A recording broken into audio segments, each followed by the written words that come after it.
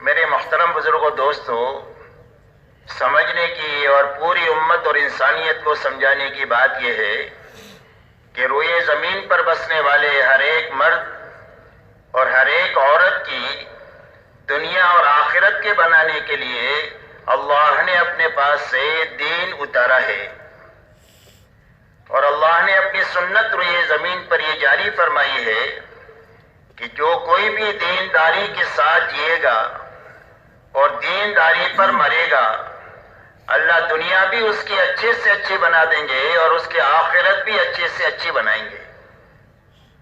اور جو بے دینی کے ساتھ جیے یا بے دینی پر مرے، نتیجتاً اللہ اس کی دنیا بھی اجاڑیں گے اور اس کی آخرت ایسی اجڑے گی جس کے بعد کبھی بھی آبادی نہیں ہوگی۔ اللہ کی ایسی سنت ہے کہ اس میں کبھی بھی تبدیلی نہیں ہوگی۔ فَلَن تَجِدَ لِسُنَّتِ اللَّهِ تَبْدِيلًا وَلَن تَجِدَ لِسُنَّتِ اللَّهِ تَحْوِيلًا۔ اللہ کی سنت کو کبھی بدلتا ہوا نہیں پاؤ گے۔ اس لیے اللہ کے یہاں سے ہر انسان کی کامیابی کا ایک ہی راستہ ہے اور وہ دین ہے۔ اور اس بات کو سمجھانے کے لیے اللہ تعالیٰ نے ہم سے پہلے جو لوگ اس دنیا میں آباد ہوئے اور یہاں سے آ کر گئے، ان کے انجام کو تفصیل سے بیان کیا ہے کہ انبیاء علیہ السلام اور ان کے ماننے والے ہمیشہ بے سر و سامانی میں اور قسم پرسی میں رہے، لیکن دین کی بنیاد پر اللہ نے نتیجتاً ان کو چمکا دیا۔ اور نہ ماننے والے ہر زمانے میں دنیاوی اعتبار سے بڑے بڑے نقشوں میں رہے، لیکن اس کے باوجود نتیجتاً اللہ نے ان کو اجاڑ دیا۔ اور قرآن پاک میں اللہ نے فرمایا فَكُلًّا أَخَذْنَا بِذَنبِهِ فَمِنْهُمْ مَنْ أَرْسَلْنَا عَلَيْهِ حَاصِبًا وَمِنْهُمْ مَنْ أَخَذَتْهُ الصَّيْحَةُ وَمِنْهُمْ مَنْ خَسَفْنَا بِالْأَرْضِ وَمِنْهُمْ مَنْ أَغْرَقْنَا وَمَا كَانَ اللَّهُ لِيَظْلِمَهُمْ وَلَكِنْ كَانُوا أَنفُسَهُمْ يَظْلِمُونَ۔ اللہ جل شانہ فرماتے ہیں ان میں کہ ہر ایک کی ہم نے پکڑ کیا، اور پکڑنے کی بنیاد کیا ہوئی؟ فرمایا گناہوں والی زندگی ہوئی اور معصیت اور نافرمانی والی زندگی ہوئی، جس کی بنیاد پر ہم نے ان کی پکڑ کیا۔ ان میں سے کسی پر ہوا کے عذاب کو بھیجا، اور کسی پر فرشتے کی صیحہ اور چیخ کو مسلط کیا جس سے ان کے کلیجے پھٹ گئے، کسی کو زمین میں دسایا، کسی میں پانی کو پانی میں ڈبایا، اور یہ فرمایا اللہ کسی پر ظلم نہیں کرتے ہیں، انہوں نے ہی اللہ کی نافرمانی اور ناشکری کر کے اپنے آپ کو اللہ کے عذاب کا اور اللہ کی پکڑ کا مستحق بنا دیا۔ اس لیے مجھ سے میرے محترم دوستو، یہ بنیادی بات ہے کہ کامیابی کا ایک ہی راستہ ہے اور وہ صرف دین کا ہے۔ رہا دنیا میں جتنے اسباب ہیں جس میں لوگ اپنے روزی روٹی کی تلاش میں لگتے ہیں، تجارت ہے، کھیتی ہے، ملازمت ہے، ڈاکٹری ہے، انجینئرنگ ہے، حکومت ہے، سائنس ہے، غرض یہ کہ جتنے اسباب دنیا میں چھوٹے بڑے ہیں اور جتنے حالات انسانوں پر دنیا میں آتے ہیں، خوشی کے، غمی کے، راحت کے، تکلیف کے، بیماری کے، تندرستی کے، مالداری کے، غریبی کے، یہ اسباب اور حالات نہ تو کامیابی کے لیے ہے اور نہ تو ناکامی کے لیے ہے، بلکہ صرف امتحان کے لیے اور گزارے کے لیے ہے۔ اللہ جل شانہ ہر انسان کو چھوٹے بڑے سبب میں رکھ کر اور اچھے برے حال سے گزار کر آزمانا چاہتے ہیں کہ اس سبب میں اور اس حال میں یہ حکم کو سامنے رکھ کر جیتا ہے یا خواہش کو سامنے رکھ کر کے جیتا ہے۔ اس لیے کہ دنیا میں جینے کے دو ہی راستے ہیں، تیسرا کوئی راستہ نہیں ہے۔ ایک راستہ حکموں والا راستہ ہے اور ایک راستہ خواہشات والا راستہ ہے۔ حکموں والا راستہ یہ نبیوں والا راستہ ہے جو جنت کا راستہ ہے، اور خواہشات والا راستہ فرعون کا، شداد کا، حامان کا، ابی بن خلف کا راستہ ہے جو جہنم کا راستہ ہے۔ اللہ جل شانہ نے آزمانے کے لیے ان اسباب اور حالات کو پیدا کیا ہے، باقی کامیابی کا تعلق اللہ نے صرف دین کے ساتھ میں رکھا ہے۔ اسی لیے ہم سے پہلے جو لوگ دنیا میں گئے ان کے واقعات کو اللہ نے بیان فرمایا ہے کہ حضرت سلیمان علیہ السلام اور داؤد علیہ السلام کو اللہ نے بہت بڑی حکومت دیا تھا، حکومت کے نقشے میں رکھ کر اللہ نے چمکا دیا اور کامیاب کر دیا. اور فرعون اور نمرود کے پاس میں بھی بڑی حکومت تھی، اللہ نے ان دونوں کو حکومت میں رکھ کر اجاڑ دیا اور ناکام کر دیا. مال قارون کے پاس تھا، اللہ نے قارون کو اس کے مال کے ساتھ زمین میں دسا دیا اور قیامت تک دستا ہی چلا جائے گا. اور مال عبد الرحمن ابن عوف رضی اللہ تعالیٰ عنہ کے پاس میں بھی تھا، اور اتنا مال تھا کہ جب ان کے انتقال کے بعد ان کی وراثت کو تقسیم کرنے کے لیے لوہے کی اینٹوں کو کاٹا گیا تو کاٹنے والوں کے ہاتھوں میں چھالے پڑ گئے، لیکن اتنے مال نے ان کو نقصان نہیں دیا.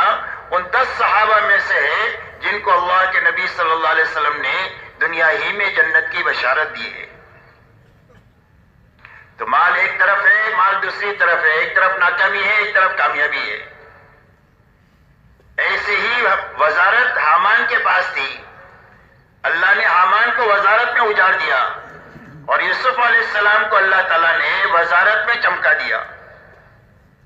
تجارت مہاجرین کے پاس تھی، مکہ والے تجارت پیشہ تھے، اللہ نے ان کو تجارت میں چمکا دیا. قوم شعیب کو تجارت میں اللہ نے اجاڑ دیا. باغات انصار مدینہ کے پاس میں تھی، اللہ نے ان کو چمکا دیا باغات میں رکھ کر کے، اور ان کی کھجوریں آج تک پوری دنیا کھا رہی ہے. اللہ نے اتنی برکت عطا فرمائی. دوسری طرف قوم سبا کے پاس بڑے بڑے لمبے چوڑے باغات تھے، اللہ نے ان کو ان باغات میں رکھ کر اجاڑ دیا. میرے محترم دوستو، یہ بنیاد سمجھائی ہے کہ اللہ کے یہ اسباب کامیابی ناکامی کے نہیں ہیں، بلکہ ان اسباب میں دینداری کامیابی کا سبب ہے اور ان اسباب میں بے دینی ناکامی کا سبب ہے.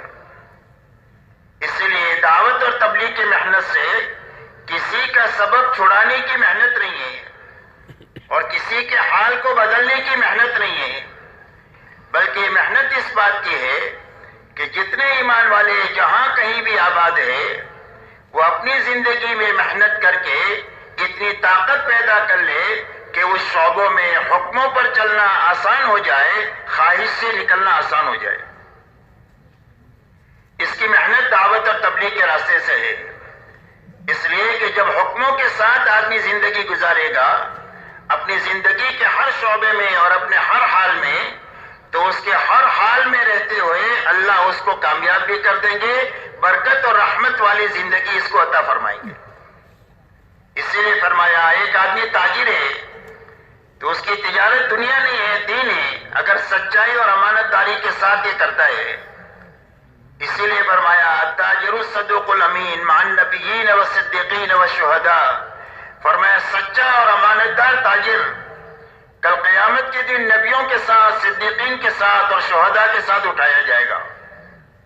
اس کی تجارت دنیا نہیں ہے، اس کی تجارت دین ہے، اس سے اس کی آخرت بھی بنے گی، اس کی دنیا بھی اللہ بنائیں گے.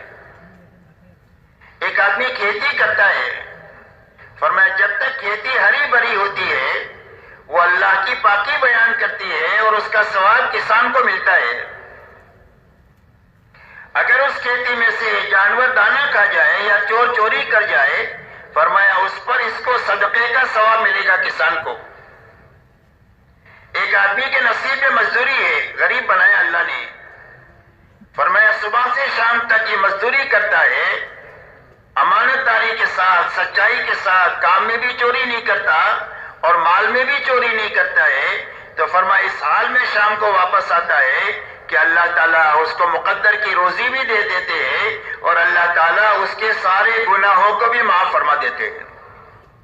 دن بھر کی محنت سے گناہ بھی معاف ہو جائیں گے، مقدر کی روزی بھی مل جائے گی اور برکت والی ملے گی کہ کتنی بھی تھوڑی ہوگی لیکن ضرورت اٹکے گی نہیں، ضرورت پوری ہو جائے گی اور اس برکت کے راستے سے آخرت بھی اللہ تعالیٰ بنا دیں گے. فرمایا ایک آدمی کے نصیب میں اللہ نے حکومت رکھی ہے، ملک کا، اقلیم کا، اللہ نے اس کو بادشاہ بنایا ہے، لیکن وہ بادشاہت میں انصاف کے ساتھ میں بادشاہت کرتا ہے اور انصاف کے ساتھ حکومت کرتا ہے. تو فرمایا اس کی حکومت دنیا نہیں ہے، اس کا حکومت کرنا دین ہے اور اللہ تعالیٰ اس کا وہ اکرام فرمائیں گے کہ قیامت کے دن میں جب کہ اللہ کے عرش کے سوا کوئی سایہ نہیں ہوگا، اللہ اس کو عرش کے سائے میں جگہ عطا فرمائیں گے جو دنیا میں حکومت انصاف کے ساتھ کرے. اس لیے ہمارے کام سے کسی کی حکومت لینا مقصود نہیں ہے اور کسی کا مال لینا مقصود نہیں ہے، بلکہ اس مقصد سے مقصود یہ ہے کہ جو جس حال میں ہے اس حال میں اللہ کے دین پر چلنے کی طاقت پیدا کر دے اور حرام سے بچنے کی طاقت پیدا کر دے۔ اس لیے کہ آدمی اپنے دین پر جو چلے گا وہ اندر کی طاقت سے چلے گا۔ معلومات کی وجہ سے آدمی دین پر نہیں چل سکتا، اور آدمی وسائل کی وجہ سے دین پر نہیں چلتا کہ مسجد ہوگی تو نماز پڑھے گا، ایسا نہیں ہے۔ اور آدمی کو یہ معلوم ہے کہ 5 وقت کی نماز پڑھنا فرض ہے تو یہ نماز پڑھے گا، ایسا نہیں ہے کہ بھئی لوگوں کو معلومات ہے کہ نہیں ہے اور دین پر چلنے کے وسائل ہے کہ نہیں ہے، لیکن زندگی میں دین نہیں ہے۔ تو دین نہ ہونے کی وجہ یہ ہے کہ اندر میں دین پر چلنے کی طاقت نہیں ہے، طاقت کی کمی ہے، کفر کی وجہ سے نہیں بلکہ ضعف ایمان کی وجہ سے اور یقین کی کمزوری کی وجہ سے اندر میں فرائض پر کھڑا ہونے کی اور حرام سے بچنے کی طاقت نہیں ہے۔ تو یہ محنت اس بات کی ہے کہ ہر فرد امت کی زندگی میں وہ طاقت پیدا ہو جائے جو اللہ کے سارے فرائض پر اس کو کھڑا کر دے اور سارے حرام سے اللہ اس کو بچا دے، اس لیے کہ اللہ کی طرف سے یہی 2 لائن کے احکامات ہیں، کرنے کے لائن کے احکامات ہیں، بچنے کے لائن کے احکامات ہیں۔ تو اتنی طاقت کا حاصل کرنا ہر مرد اور عورت کے اوپر فرض عین ہے جو سارے فرائض پر اس کو کھڑا کر دے، سارے حرام سے اس کو بچا دے، تاکہ زندگیوں میں پورا دین اپنے حقیقت کے ساتھ آ جائے۔ اس لیے کہ کامیابی اللہ کی طرف سے جو ملے گی وہ پورے دین پر ملے گی۔ اگر زندگیوں میں دین ادھورا ہوگا، اور ادھورا دین اس کو کہتے ہیں کہ کرنے کے کچھ کام کیے کچھ نہیں کیے، بچنے کی کچھ چیزوں سے بچے کچھ چیزوں سے نہیں بچے، تو یہ ادھورا دین ہے۔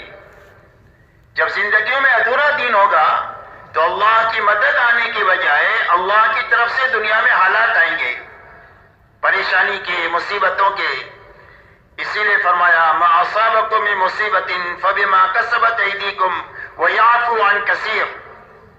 فرمایا جو مصیبت بھی تمہارے پر دنیا میں آ رہی ہے تمہارے ہاتھوں کے غلط کاموں کی وجہ سے آ رہی ہے، اور بہت ساری غلطیاں تو وہ ہیں جو اللہ تعالیٰ معاف فرما دیتے ہیں، اور حالات بھی اللہ کی طرف سے آتے ہیں، وہ ایمان والوں کے لیے رحمت بن کر آتے ہیں۔ اسی لیے فرمایا وَلَنُذِيقَنَّهُم مِّنَ الْعَذَابِ الْأَدْنَىٰ دُونَ الْعَذَابِ الْأَكْبَرِ لَعَلَّهُمْ يَرْجِعُونَ۔ اللہ جل شانہ فرماتے ہیں بڑے عذاب سے جو موت سے شروع ہوگا۔ دنیا میں چھوٹے چھوٹے حالات ہم لاتے ہیں، چھوٹی چھوٹی پریشانیاں لاتے ہیں، اور پریشانیاں لانے کی وجہ یہ ہے تاکہ ان پریشانیوں سے گھبرا کر ہماری طرف رجوع کرے، ہماری طرف لوٹے اور توبہ تلہ کر کے ہم کو راضی کر لے۔ اس لیے یہ بنیادی بات سمجھنے کی ہے کہ اللہ کی مدد اور کامیابی جو پوری ملے گی وہ پورے دین پر ملے گی۔ ادھورا دین ہوگا تو دنیا میں مسائل اور حالات آئیں گے، اور آخرت میں عذاب ہوگا۔ اللہ کسی کو معاف کر دے تو اللہ کو کوئی پوچھنے والا نہیں، لیکن ضابطے کی بات یہ ہے۔ اس لیے دعوت اور تبلیغ کی محنت اس بات کی ہے کہ ہر فرد امت میں پورا دین اپنی حقیقت کے ساتھ آ جائے، تاکہ دین کے راستے سے اللہ ہماری دنیا بھی سنوار دے اور ہماری آخرت بھی اچھے سے اچھی بنا دے۔ اب میرے دوستو، پورا دین کیا ہے اس کو اچھی طرح سمجھنا ہے، اس لیے کہ اس وقت کا المیہ یہ ہے کہ ہم دین کے معاملے میں اپنے سے نیچے والوں کو دیکھتے ہیں، اور دنیا کے معاملے میں اپنے سے اوپر والوں کو دیکھتے ہیں، تو دین کی کمی کا احساس نہیں ہوتا ہم کو کہ ہمارے اندر میں دین کی کمی ہے۔ دنیا کے مال میں اوپر دیکھتے ہیں، 100 پتی 1000 پتی کو دیکھتا ہے، اور 1000 پتی لکھ پتی کو دیکھتا ہے، لکھ پتی کروڑ پتی کو دیکھتا ہے، کروڑ پتی ارب پتی کو دیکھتا ہے، ارب پتی کھرب پتی کو دیکھتا ہے، کھرب پتی ملک والے کو دیکھتا ہے کہ میرے پاس تو پیسہ ہی ہے، اقتدار نہیں ہے، اور اقتدار والا اس کو دیکھتا ہے جس کے بعد بڑا ملک ہے کہ میرے پاس تو چھوٹا ہے، اس کے بعد بڑا ہے۔ تو جو جس حال میں ہے وہ سمجھ رہا ہے کہ میں فقیر ہوں، میرے پاس کچھ نہیں ہے، میرے پاس اور ہونا چاہیے۔ اور دین کے معاملے میں ہر آدمی اپنے سے نیچے والوں کو دیکھتا ہے۔ ایک آدمی 5 وقت کا نمازی ہے تو 3 وقت والے کو دیکھتا ہے کہ الحمدللہ میں تو 5 وقت کا نمازی ہوں، ہوں. بہت سارے مسلمان صرف 3 ہی وقت کی پڑھتے ہیں. الحمدللہ میں تو پکا مسلمان ہوں. اور 3 وقت والی جمعہ والے کو دیکھتا ہے، اور جمعہ والا اس کو دیکھتا ہے جو جمعہ کی بھی نہیں پڑھتا، کہ ہم تو جمعہ پڑھتے ہیں. بہت سارے لوگ جمعہ بھی نہیں پڑھتے، ہم تو ان سے اچھے ہیں. اور جو جمعہ نہیں پڑھتے ان کو دیکھتے ہیں جو شرابی کبابی ہے، کہ بھئی ہم نمازی تو نہیں پڑھتے، باقی کچھ غلطیاں تھوڑی کرتے ہیں، ہم تو شریف آدمی ہیں.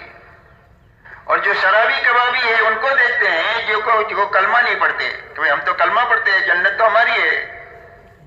تو ہر آدمی اپنے دین کے بارے میں مطمئن ہے، حالانکہ بے دینی کوٹ کوٹ کے اس کی زندگی میں بھری ہوئی ہے، لیکن دین کی کمزوری کا احساس نہیں ہے اور دین کی کمی کا احساس نہیں ہے، اس لیے کہ جہاں دیکھنا چاہیے وہاں ہم دیکھتے نہیں ہیں. اس لیے کہ ہم کو یہ حکم ہے کہ دنیا کے معاملے میں اپنے سے نیچے والوں کو دیکھو، تو جو نعمت اللہ نے دی ہے اس کا شکر پیدا ہوگا. اور دین کے معاملے میں اپنے سے اوپر والوں کو دیکھو، تاکہ اپنی دین کی کمی ہر وقت میں ہماری پر کھلتی رہے اور دینی کمزوری سامنے آتی رہے. اسی لیے کہتے ہیں کہ کوئی بھی آدمی صابرین میں سے اور شاکرین میں سے بن نہیں سکتا ہے جب تک دنیا کے معاملے میں نیچے نہ دیکھنے اور دین کے معاملے میں اوپر نہ دیکھے.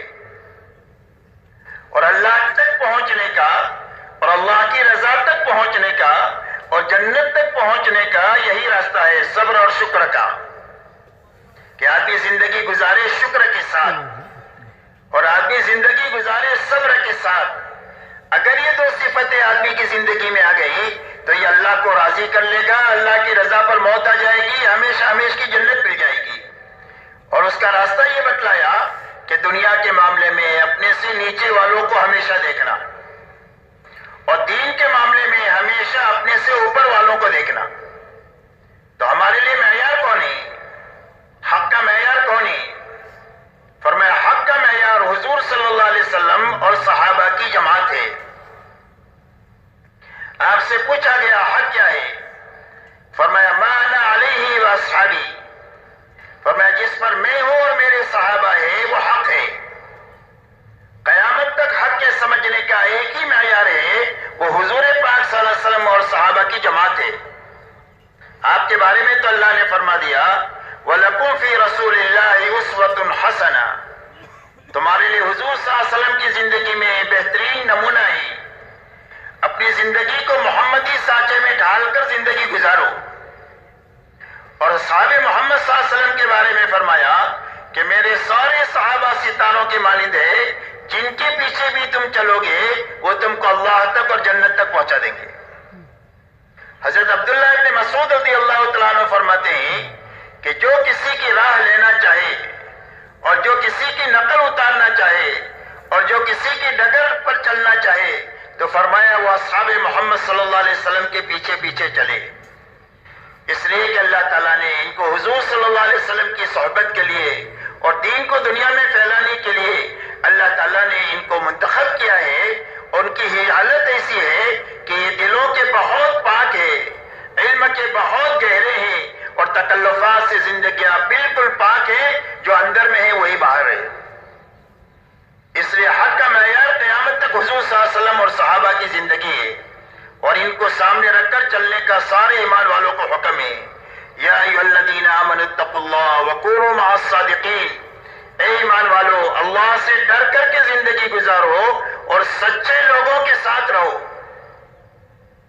تو قرآن میں مہاجر اور انصار کو اللہ نے سچا کہا ہے 2 جگہ پر.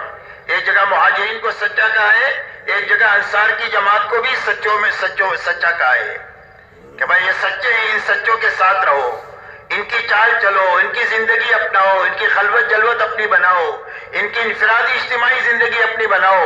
اس لیے کہ حق انہی کے ساتھ مقید ہے قیامت تک. جو اپنے ماحول سے حق کو سمجھنے کی کوشش کرے گا وہ غلطی اور دھوکے کے ساتھ زندگی گزارے گا اور ہو سکتا ہے دھوکے پر ہی مرے. اس لیے کہ ماحول میں دیکھے گا تو غلط صحیح سمجھے گا جس کو وہ غلط ہوگا، جس کو حق سمجھے گا وہ باطل ہوگا.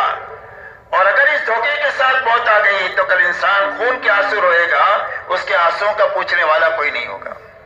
اسی لیے میرے محترم دوستو، مولانا الیاس صاحب رحمۃ اللہ علیہ سے جب بات پوچھی گئی کہ آپ اس محنت سے کیا چاہتے ہیں، تبلیغ کی محنت سے سب سے کہتے ہو نکلو نکلو نکلو، تو آپ اس محنت سے چاہتے کیا ہوں؟ فرمایا اس محنت سے میں یہ چاہتا ہوں کہ حضور صلی اللہ علیہ وسلم اس دنیا سے تشریف لے جانے کے وقت میں امت کو جس سطح پر چھوڑ کر گئے تھے دوبارہ امت اس سطح پر پہنچ جائے، میں اس محنت سے یہ چاہتا ہوں۔ یہ ہماری منزل طے کیا کہ تبلیغ کی محنت کیوں ہے؟ فرمایا وہاں تک جانے کے لیے ہے۔ ہر آدمی اپنی منزل یہ بنا کر چلنا شروع کرے، یا تو اللہ وہاں تک پہنچا دیں گے، اس لیے کہ صحابہ کو صحابہ اللہ ہی نے بنایا ہے، وہ اللہ اس بات پر قادر ہے کہ 20ویں صدی کے ایمان والوں میں وہ بنیادیں زندہ کر دے جو بنیادیں اللہ نے صحابہ میں زندہ فرمائی تھی۔ تو صحابہ میں کیا بنیادیں تھی؟ فرمایا صحابہ میں 2 بنیادیں تھی۔ ایک تو 100% ایمان والوں میں پورا دین اپنے حقیقت کے ساتھ پایا جاتا تھا، پورا دین اپنے حقیقت کے ساتھ پایا جاتا تھا۔ جو قرآن میں ہے وہ ان کی زندگی میں ہے، جتنے کرنے کے کام بتائے وہ سارے کام ان کی زندگیوں میں ہیں، جتنی چیزوں سے بچنے کا حکم ہے ان ساری چیزوں سے زندگیاں ان کی بچی ہوئی ہے۔ جن صفات سے اللہ نے متصف ہونے کے لیے کہا ہے ان صفات سے ان کی زندگی متصف ہے، اور جن رذائل سے پاک رہنے کا حکم دیا ہے ان رذائل سے ان کی زندگیاں پاک ہے۔ اسی لیے فرمایا کانوا کتاب اللہ یمشون علی الارض، فرمایا زمین پر چلتی پھرتی اللہ کی کتاب تھے، کہ جس سے قرآن سمجھنا ہوتا تھا ان کی زندگی کو سمجھا جا سکتا تھا ان کی زندگی سے۔ اسی لیے ان کی دعوت اسلموا تسلموا، فرمایا اسلام لاؤ سلامتی ملے گی۔ فرمایا کون سا اسلام؟ فرمایا کونوا مثلنا، فرمایا ہمارے جیسے ہو جاؤ۔ کیسے ہو جاؤ؟ ہمارے جیسے ہو جاؤ۔ ہماری زندگی وہ ہے جس زندگی پر اللہ نے اپنی رضا کی مہر لگائی ہوئی ہے کہ صحابہ کی ہر چیز سے اللہ راضی ہے، ان کے فقر سے، ان کے مالداری سے، ان کی انفرادی زندگی سے، ان کی اجتماعی زندگی سے، ان کی عبادت سے، ان کی زندگی کے ہر حرکت اور سکون سے اللہ خوش ہے۔ ہماری جیسی زندگی بنا دو، اللہ تعالیٰ تم سے بھی خوش ہو جائیں گے۔ اس لیے ایک تو پورا دین اپنی حقیقت کے ساتھ ان کی زندگی میں پایا جاتا تھا۔ دوسری بات 100% صحابہ میں یہ تھی کہ 100% صحابہ نے اپنی جان مال کو اللہ کے دین کے مقابلے میں بے قیمت بنایا تھا، کہ ہماری جان کی اللہ کے اور اللہ کے دین کے مقابلے میں کوئی بھی قیمت نہیں ہے۔ اللہ کی طرف سے کوئی تقاضا آئے، اس کے دین کا تقاضا آئے تو اس کے لیے ایک جان لگانے کا تقاضا ہے تو ایک لگا سکتے ہیں، گھرانے کو لگانے کا تقاضا ہے تو گھرانہ لگا سکتے ہیں، برادری کو لگانے کا تقاضا ہے تو برادری کو لگا سکتے ہیں۔ ہماری جان اللہ کے اور اللہ کے دین کے مقابلے میں بے قیمت ہے۔ ویسے تو ایمان والے کی جان تو بہت قیمتی، اگر ساری دنیا کسی مومن کو قتل پر جمع ہو جائے تو اللہ سب کو عذاب دیں گے، مومن اتنا قیمتی ہے، لیکن اللہ کے مقابلے میں اور اللہ کے دین کے مقابلے میں ہماری جانیں بے قیمت ہے۔ اللہ بڑے اور اللہ کا دین بڑا۔ ایسے ہی مال کو بے قیمت بنایا اللہ کے اور اللہ کے دین کے مقابلے میں، کہ جتنے مال کا تقاضا ہوگا اتنا مال اللہ کے دین پر لگائیں گے، 100 کا تقاضا ہے تو 100 لگائیں گے، اور 1000 کا تقاضا ہے تو 1000 لگائیں گے، اور جھاڑو مار کر لگانے کا تقاضا ہے تو جھاڑو مار کر پورا اس یقین کے ساتھ لگا دیں گے کہ جب اللہ کی نسبت پر لگا دیں گے تو اللہ اجاڑیں گے نہیں، اللہ آباد کر دیں گے۔ اس لیے کہ اللہ کی نسبت پر کھپنے والے کبھی اجڑتے نہیں ہیں بلکہ آباد ہوتے ہیں، اور وہ نہیں آباد ہوتے بلکہ ان کی صدیوں تک کی نسلیں آباد ہو جاتی ہیں جو اللہ کی نسبت پر اپنے آپ کو مٹا دیتے ہیں اللہ کے لیے۔ اس لیے کہ اللہ سے بڑھ کر کے کوئی غیرت والا نہیں ہو سکتا ہے کہ ایک آدمی اللہ کی نسبت پر اپنا لگا دے اور اللہ اس کو اور اس کے خاندان کو اجاڑ دے، کبھی نہیں ہو سکتا میرے دوست۔ تو یہ 2 بنیادیں صحابہ میں تھی، اس لیے اس کو ہمیں سمجھنا ہے تاکہ اپنی منزل طے کریں۔ جب منزل طے کریں گے تو چلتے رہنا آسان ہو جائے گا، لمبا سفر ہے۔ اس لیے کہ تبلیغ چلے 4 مہینے کا کام نہیں ہے، 7 مہینہ سال کا کام نہیں ہے، بلکہ زندگی بھر کرنے کا کام ہے۔ فرمایا وَاعْبُدْ رَبَّكَ حَتَّى يَأْتِيَكَ الْيَقِينُ، فرمایا اللہ کی عبادت میں، اللہ کی اطاعت میں، اللہ کے کام میں لگے رہو۔ کب تک؟ فرمایا موت تک کا مطالبہ ہے، موت تک لگے رہنے کا. اور یہ فرمایا لا تموتن الا وانتم مسلمون، اللہ فرماتے ہیں مسلمان ہو کر کے مریو، یعنی فرما بردار بن کر کے مریو. تو فرما بردار بن کر کون مرے گا؟ فرما جو فرما بردار بن کر جیے گا وہ فرما بردار بن کر مرے گا، اور جو فرما بردار بن کر مرے گا وہ فرما بردار بن کر قیامت کے دن اٹھے گا. جیسی زندگی ہے ایسی موت ہے، اور جیسی موت ہے ایسا قیامت کے دن حشر میں اٹھنا ہے. اس لیے جینے اور مرنے کا مطالبہ دین کے ساتھ اور دین کی محنت کے ساتھ ہے. تو لمبا سفر ہے، اگر منزل طے نہیں کریں گے تو راستے کی صعوبتوں سے تک ہار کر یا تو بیٹھ جائیں گے یا راستہ بدل دیں گے. تو جو بیٹھ جائے گا وہ بھی منزل گم کر دے گا، اور جو راستہ بدل دے گا وہ بھی منزل گم کر دے گا، منزل گم ہو جائے گی. اور جو چلتا رہے گا صحیح رخ کے ساتھ میں، یا تو اللہ وہاں تک پہنچا دیں گے، اگر پہنچنا نہیں ہوا راستے میں مر گیا تو اللہ تعالیٰ پہنچنے والوں کے ساتھ حشر فرما دیں گے. اللہ کے داد و دہیش کے انداز نرالے ہیں. فرمایا ایک آدمی نے حفظ شروع کیا اور حافظ بننے سے پہلے مر گیا تو اللہ قیامت کے دن اس کو حافظ اٹھائیں گے. ایک آدمی حج کے لیے لاہور سے روانہ ہوا احرام باندھ کر، اور لاہور کے ایئرپورٹ پر مر گیا تو اللہ قیامت کے دن اس کو حاجی اٹھائیں گے. صحابہ کو منزل بنا کر ہم چلتے رہیں گے، یا تو اللہ ان بنیادوں تک پہنچا دیں گے جو بنیادیں میں صحابہ میں زندہ تھی، اور اللہ ان بنیادوں کی بنیاد پر ہم سے وہ کام لے لیں گے جو اللہ نے صحابہ سے کام لیا. اور اگر اتنا منظور نہیں ہوا راستے میں مر گئے تو اللہ تعالیٰ ان کے ساتھ حشر فرما دیں گے. اس لیے میرے دوستو مولانا الیاس صاحب رحمۃ اللہ علیہ نے اس محنت کی منزل یہ طے کیا کہ حضور صلی اللہ علیہ وسلم امت کو جہاں چھوڑ کر گئے تھے امت دوبارہ وہاں تک پہنچے. اس محنت میں آنے والا، اس کو محبت کرنے والا، اس میں چلنے والا ہر آدمی اپنی منزل یہ بناوے کہ مجھے وہاں تک جانا ہے جہاں صحابہ پہنچے تھے. اللہ تعالیٰ پہنچا دیں گے یا اس کے ساتھ میں ہمارا حشر فرما دیں گے.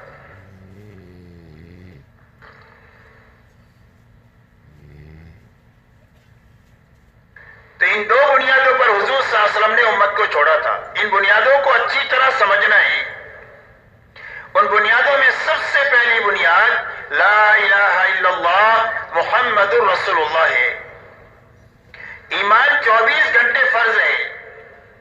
نماز تو دن میں 5 مرتبہ فرض ہے، روزے سال میں 1 مرتبہ فرض ہے، زکوٰۃ سال میں 1 مرتبہ فرض ہے، اور ہر زندگی میں 1 مرتبہ فرض ہے.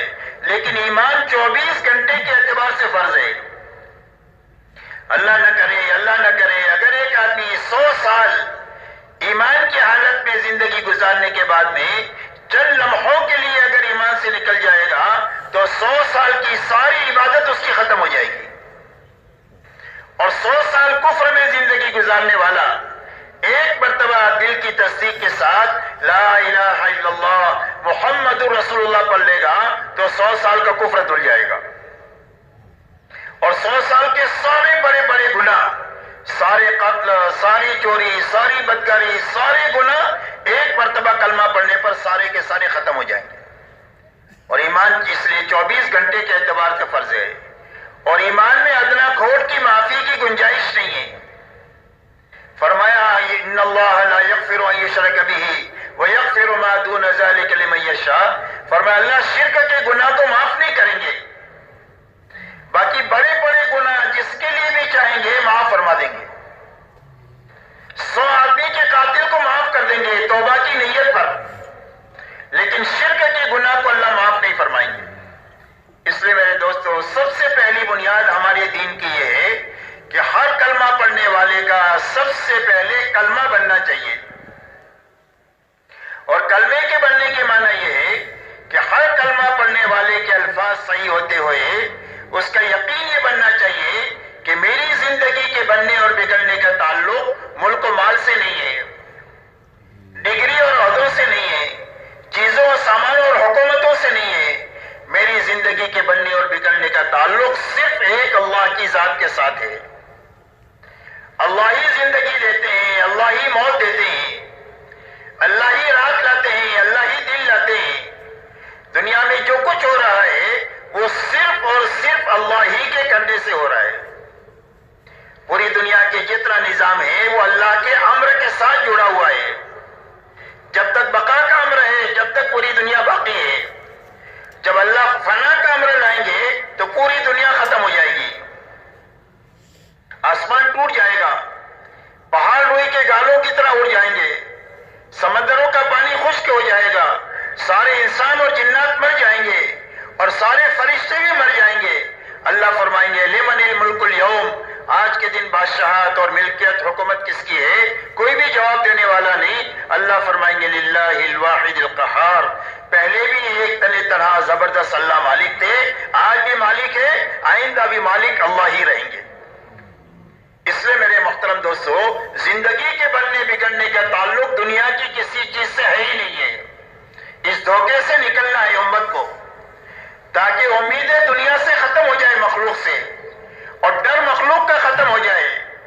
اس لیے کہ جتنی بنی ہوئی چیزیں ہیں وہ اللہ ہی کی بنائی ہوئی ہے، اور ساری مخلوقات کے بارے میں اللہ کا فیصلہ ہے، چاہے وہ ذرہ ہو یا پہاڑ ہو، چاہے چیونٹی ہو چاہے جبرائیل امین ہو، چاہے قطرہ ہو یا چاہے سمندر ہو، اور چاہے پیسہ ہو یا لاکھوں یا کھربوں ہو.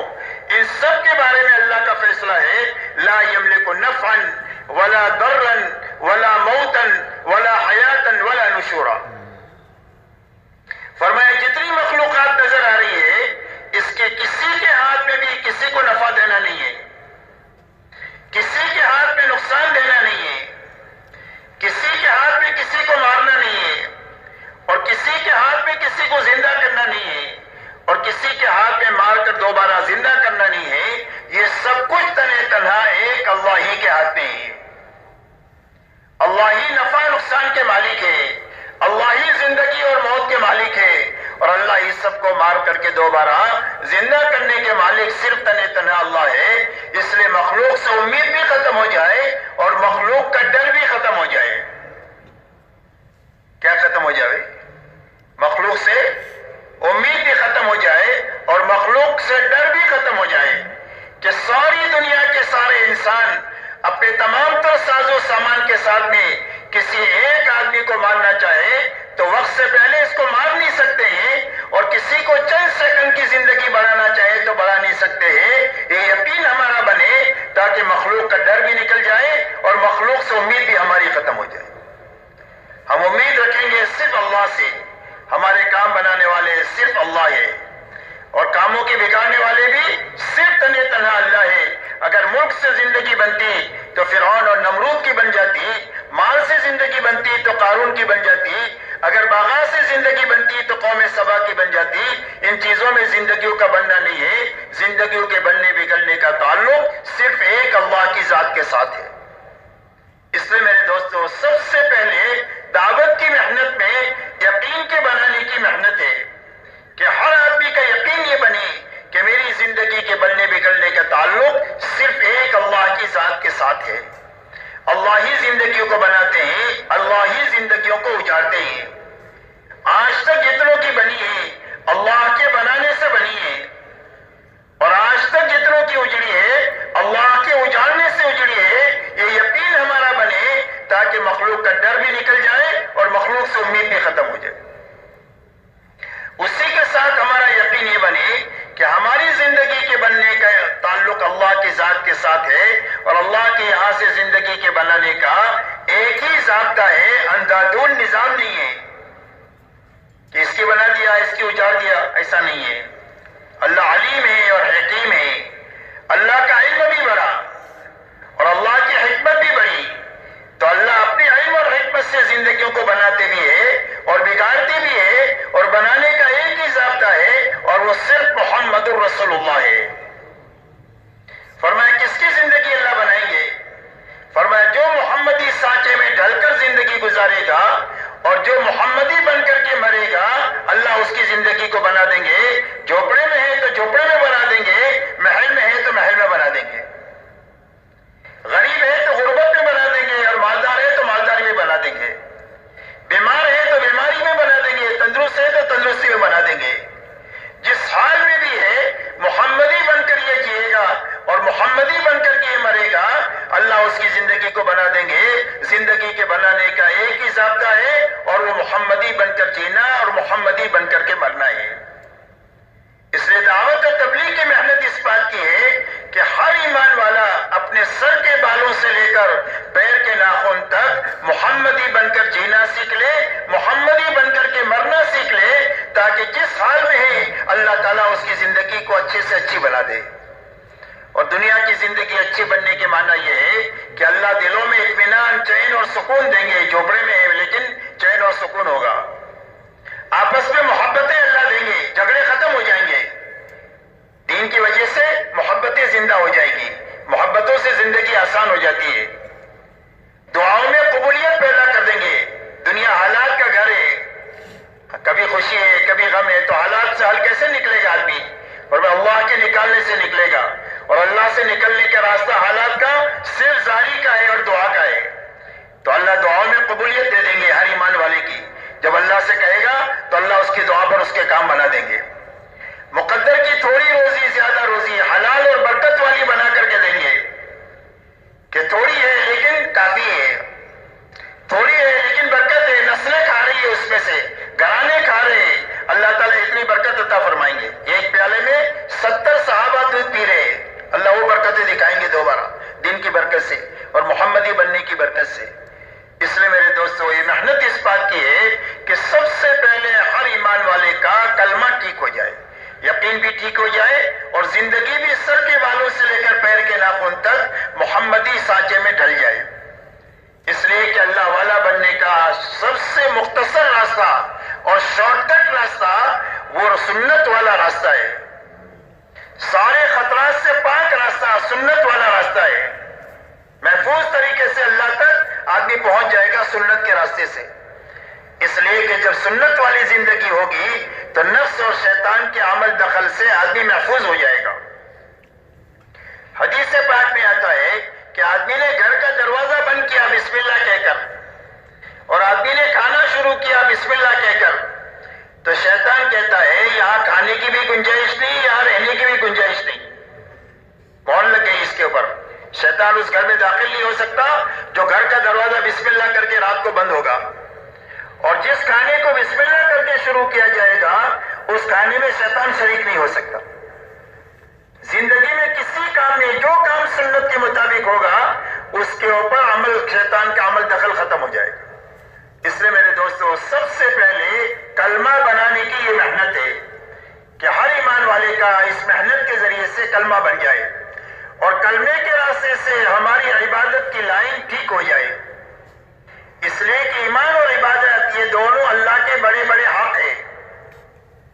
ایمان میں کسی کو شریک کرنے کی گنجائش نہیں، ایسی عبادت میں بھی کسی کی شرکت کی گنجائش نہیں۔ عبادت صرف اللہ کا حق ہے اور ایمان صرف اللہ کا حق ہے۔ یہ دو بڑے بڑے اللہ کے حق ہیں، ایمان اور عبادت۔ اس لیے اپنی عبادت کی لائن کو اچھے سے اچھی بنانا، عبادت میں جانی عبادت بھی ہے اور مالی عبادت بھی ہے۔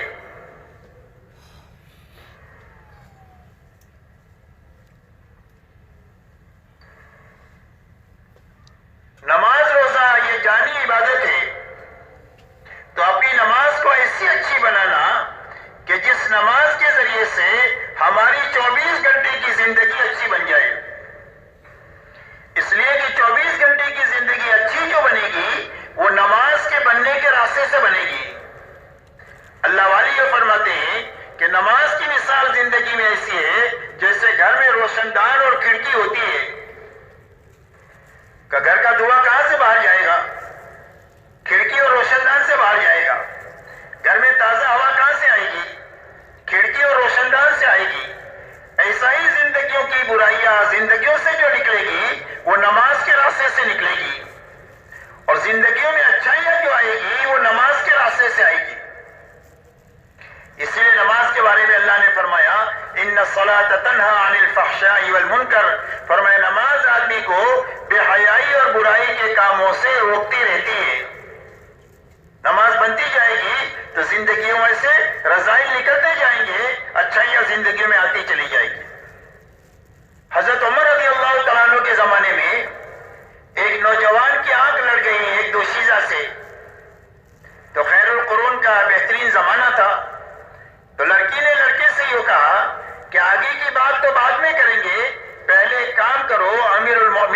پیچھے آپ 40 دن تکبیر اولا کے ساتھ نماز پڑھو. یہ راستہ دکھایا. تو اس نوجوان نے 40 دن تک امیر المومنین کے پیچھے تکبیر اولا کے ساتھ نماز پڑھی. اس کا اثر یہ ہوا کہ لڑکی کا دھیان دماغ میں سے نکل گیا, اللہ کی محبت دل میں آ گئی اور پوری زندگی نکھرنے کا سامان پیدا ہو گیا.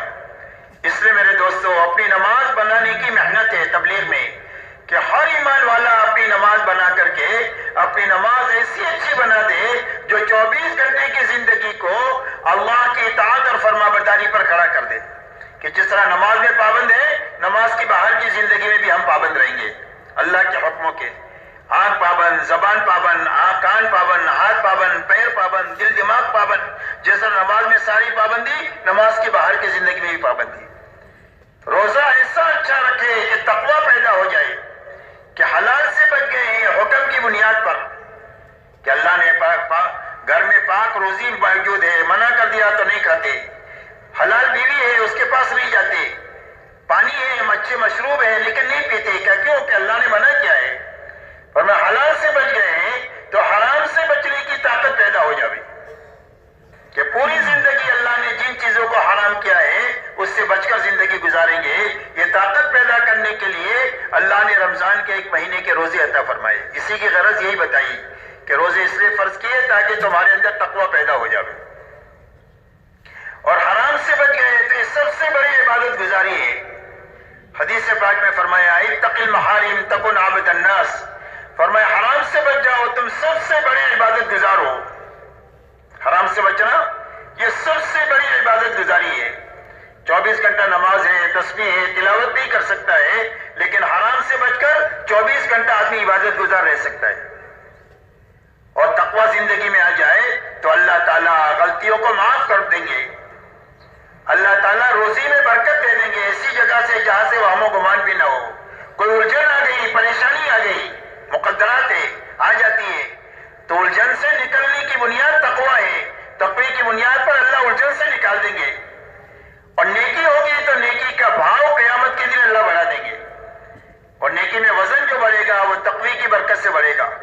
آپ انداز لگائیں کہ تقوی کی برکت سے نیکی میں کتنا وزن پیدا ہوتا ہے.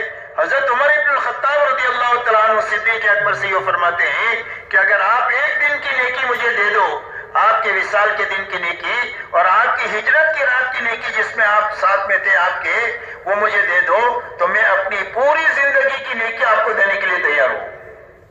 ایک دن اتنا بھاری اور ایک رات اتنی بھاری. یہ تقوی کی برکت سے صدیق اکبر کو اللہ نے قرآن میں سب سے زیادہ اللہ سے ڈرنے والا بتایا ہے. نبیوں کے بعد سب سے زیادہ اللہ سے ڈرنے والے ہیں.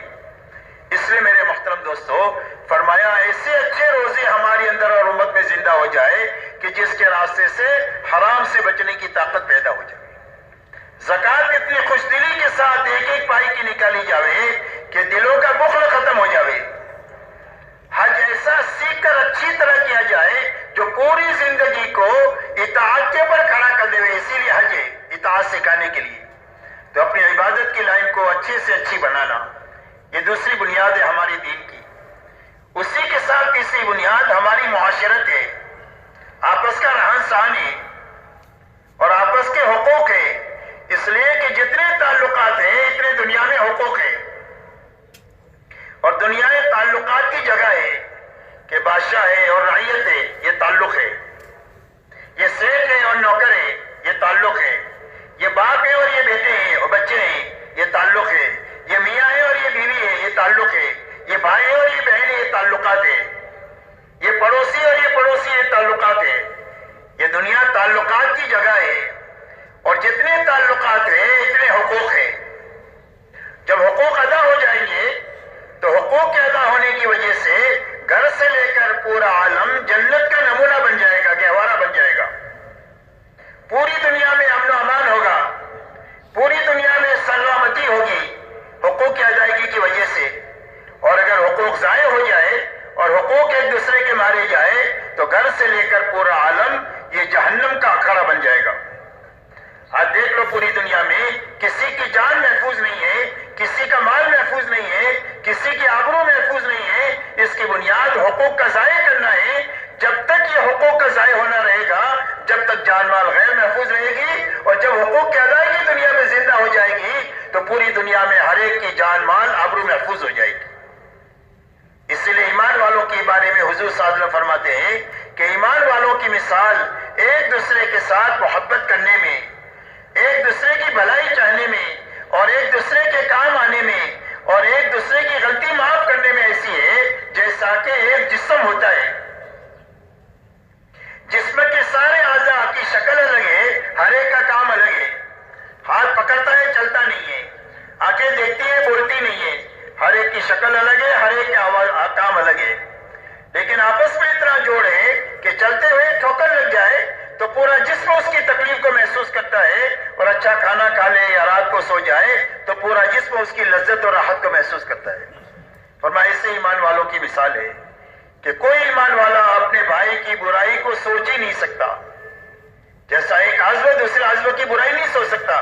کبھی پیر ہی نہیں کہیں گے میں جسم کے بوجھ کو کیوں اٹھاؤں، کبھی زبان ہی نہیں کہے گی کہ پیر کی تکلیف میں میں اپنی زبان کو کیوں ہلاؤں۔ ہر عضو اپنے لیے کم کام کرتا ہے، دوسرے کے لیے زیادہ کرتا ہے۔ فرمایا ایمان والوں کی مثال یہ ہے، اور جب ایمان والے آپس میں ایک ہوں گے اور نیک ہوں گے تو اللہ کی مدد کے مستحق ہو جائیں گے۔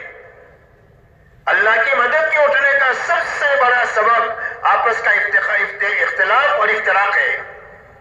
جب امت مختلف کھانوں میں بڑھ جاتی ہے، زبان کے لیول پر، زبان کے وجہ سے، یا قوم کی وجہ سے، یا وطن کی وجہ سے، یا رنگ و روپ کی وجہ سے، جب مختلف کھانوں میں امت بڑھ جاتی ہے تو اللہ کی مدد سے محروم ہو جاتی ہے۔ اسی لیے حضور پاک صلی اللہ علیہ وسلم نے جاہلیت کی ساری رگوں کو کاٹا ہے، اور کاٹ کر آپ نے امت کو ایک بنایا ہے اور نیک بنایا ہے، اور پوری امت کو اللہ پر جمع کیا ہے۔ کہ امت کون ہے؟ کہ اللہ والے ہیں، انما المؤمنون اخوہ، کہ سارے ایمان والے آپس میں بھائی بھائی ہیں۔ سب سے بڑا رشتہ ایمان کا رشتہ ہے۔ اسی لیے غزوہ بدر کے موقع پر جب قیدیوں کے بارے میں رائے لی گئی تو حضرت عمر رضی اللہ تعالیٰ نے جو رائے دیا وہ یہ رائے دیا کہ اللہ کے نبی، میری رائے یہ ہے کہ ہر ایمان والے کا کوئی نہ کوئی رشتہ دار سامنے قیدی ہے، اس ایمان والے کے ہاتھ میں اس کے رشتہ دار کو دے دو، کافر بیٹے کو مسلمان بیٹے کے ہاتھ میں دے دو، باپ کو وہ اس کی گردن مار دے، بھائی کو بھائی کے ہاتھ میں دے دو، چاچا کو بھتیجے کے ہاتھ میں دے دو، تاکہ اللہ کے سامنے ہم ثابت کر دیں کہ ہم سارے رشتوں سے اوپر اٹھ چکے ہیں، ہمارا رشتہ سب سے بڑا رشتہ ایمان کا ہے، جو ایمان والا ہے جو ہمارا ہے، جو ایمان والا نہیں وہ ہمارا نہیں۔ اس لیے میرے محترم دوستو، ایمان والوں کی مثال اللہ کے نبی صلی اللہ علیہ وسلم نے یہ دیا، اور یہ فرمایا تم میں کا کوئی بھی کامل مومن بن نہیں سکتا ہے جب تک وہ اپنے بھائی کے لیے وہ چیز پسند نہ کرے جو اپنے لیے پسند کرتا ہے۔ یہ انصاف ہے، ہماری معاشرت کی بنیاد انصاف پر ہے کہ اپنے لیے جو پسند کریں گے اپنے سارے ایمان والے بھائیوں کے لیے پوری دنیا میں پسند کریں گے، جس قوم کا ہو، جس وطن کا ہو، جس زبان کا ہو، جس رنگ کا روپ کا ہو، وہ ایمان والا ہے، وہ ہمارا ہے۔ یہ سب سے بڑا رشتہ ہے۔ اس لیے فرمایا اس کے لیے وہ پسند کریں گے جو اپنے لیے پسند کریں گے۔ صرف وہی نہیں کریں گے بلکہ احسان بھی کریں گے، ضرورت پڑنے پر اپنی ضرورت کو اٹکا کر اس کی ضرورت پوری کریں گے۔ 7 گھروں میں بکری کی سری گھوم پھر کر پہلے گھر پر واپس آتی ہے، ان کے فقر کا بھی پتہ دیتی ہے اور ان کے اخلاق کا بھی پتہ دیتی ہے کہ بھلے میں بھوکا رہ جاؤں، میرا بھائی کھا لے۔ 3 صحابی بھوک پیاس کے حالت میں مر رہے ہیں، اپنے بھائی سے پہلے پانی پینے کو پسند نہیں کر رہے کہ ہمارا ایمان والا بھائی ہے، اس کو ہم اپنی ضرورت کو اٹکائیں گے، اس کی ضرورت کو پوری کریں گے۔ ہماری معاشرت کی بنیاد حیا پر ہے۔ حیا زندگی میں ہوتی ہے تو انسان بہت سارے گناہوں سے بچا رہتا ہے۔ اسی لیے فرمایا اذا فاتک الحیا فافعل ما شئت، فرمایا جب حیا ختم ہو جائے تو جو چاہے وہ کرو۔ شرم ہی کی وجہ سے بہت سارے گناہوں سے آدمی بچتا ہے، شرم ختم ہوئی تو آدمی کی اوقات ختم ہو گئی۔ اور یہ فرمایا ہماری معاشرت کی بنیاد سادگی پر ہے۔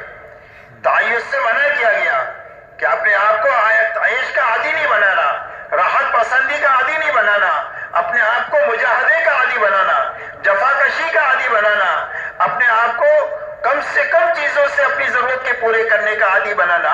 اس لیے کہ سادگی ہوگی تو زندگی آسان ہو جائے گی، ورنہ راحت پسندی میں زندگیاں مشکل ہو جاتی ہے۔ اس کے لیے بہت کمانا بھی پڑتا ہے اور بہت تھکنا بھی پڑتا ہے۔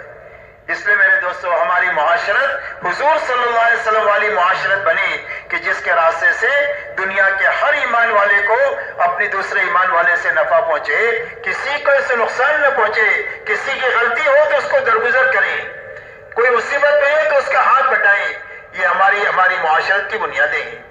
اسی کے ساتھ میرے محترم دوستو، اللہ تعالیٰ نے اس دنیا کو ضرورت کے پوری کرنے کی جگہ بنایا ہی ہے، یہ خواہشات کی پوری کرنے کی جگہ نہیں ہے۔ ہر انسان میں اللہ نے ضرورت بھی رکھی ہے، خواہش بھی رکھی ہے۔ ضرورت محدود ہے، خواہش لامحدود ہے۔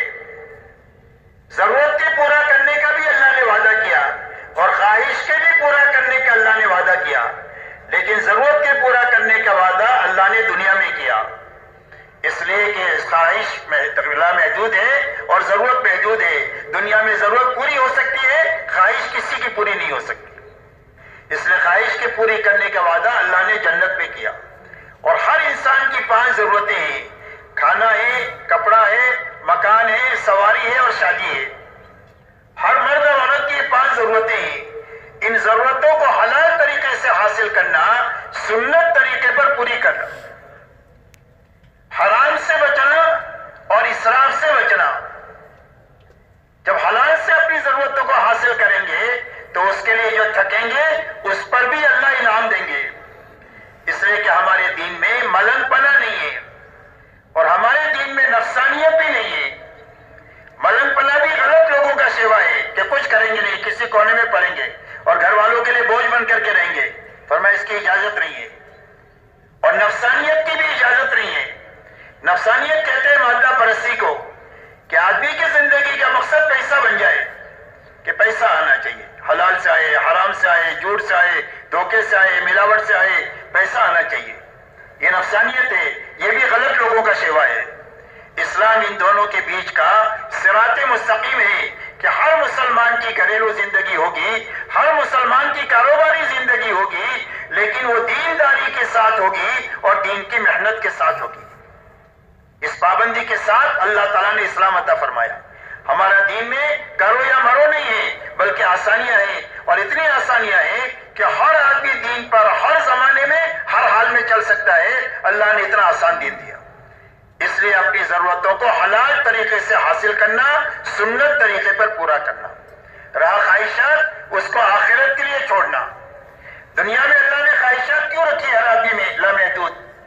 فرمایا اس کو پورا کرنے کے لیے نہیں رکھی ہے، اس کو حکم کے مقابلے میں توڑنے کے لیے رکھی ہے۔ جب حکم آئے گا تو اس کے مقابلے میں خواہش آئے گی، تو حکم کو پورا کرنے کے لیے خواہش توڑنے کے لیے رکھی ہے۔ جب خواہش ٹوٹے گی تو ایمان کا نور ملے گا، ہدایت کا نور ملے گا۔ دیا جلتا ہے نا تیل تو روشنی ہوتی ہے، پیٹرول جلتا ہے تو گاڑی چلتی ہے، ایسا ہی جب خواہش ٹوٹتی ہے تو ہدایت کا نور ملتا ہے۔ حدیث پاک میں آتا ہے کہ ایک آدمی راستہ چل رہا ہے، سامنے کوئی حرام چیز آ گئی، اس نے اپنی نگاہ کو نیچی کر لیا، تو فرمایا اللہ اس کو ایمان کی حلاوت نصیب کریں گے جو اپنے دل میں وہ محسوس کرے گا، اس لیے کہ اس نے خواہش کو توڑا ہے حکم کو پورا کرنے کے لیے۔ ایسا ہی پوری زندگی میں خواہشات اللہ کے حکموں سے ٹکرائے گی، تو حکم پورا کرنا اور خواہش کو توڑنا، یہ توڑنے کے لیے اللہ نے رکھی۔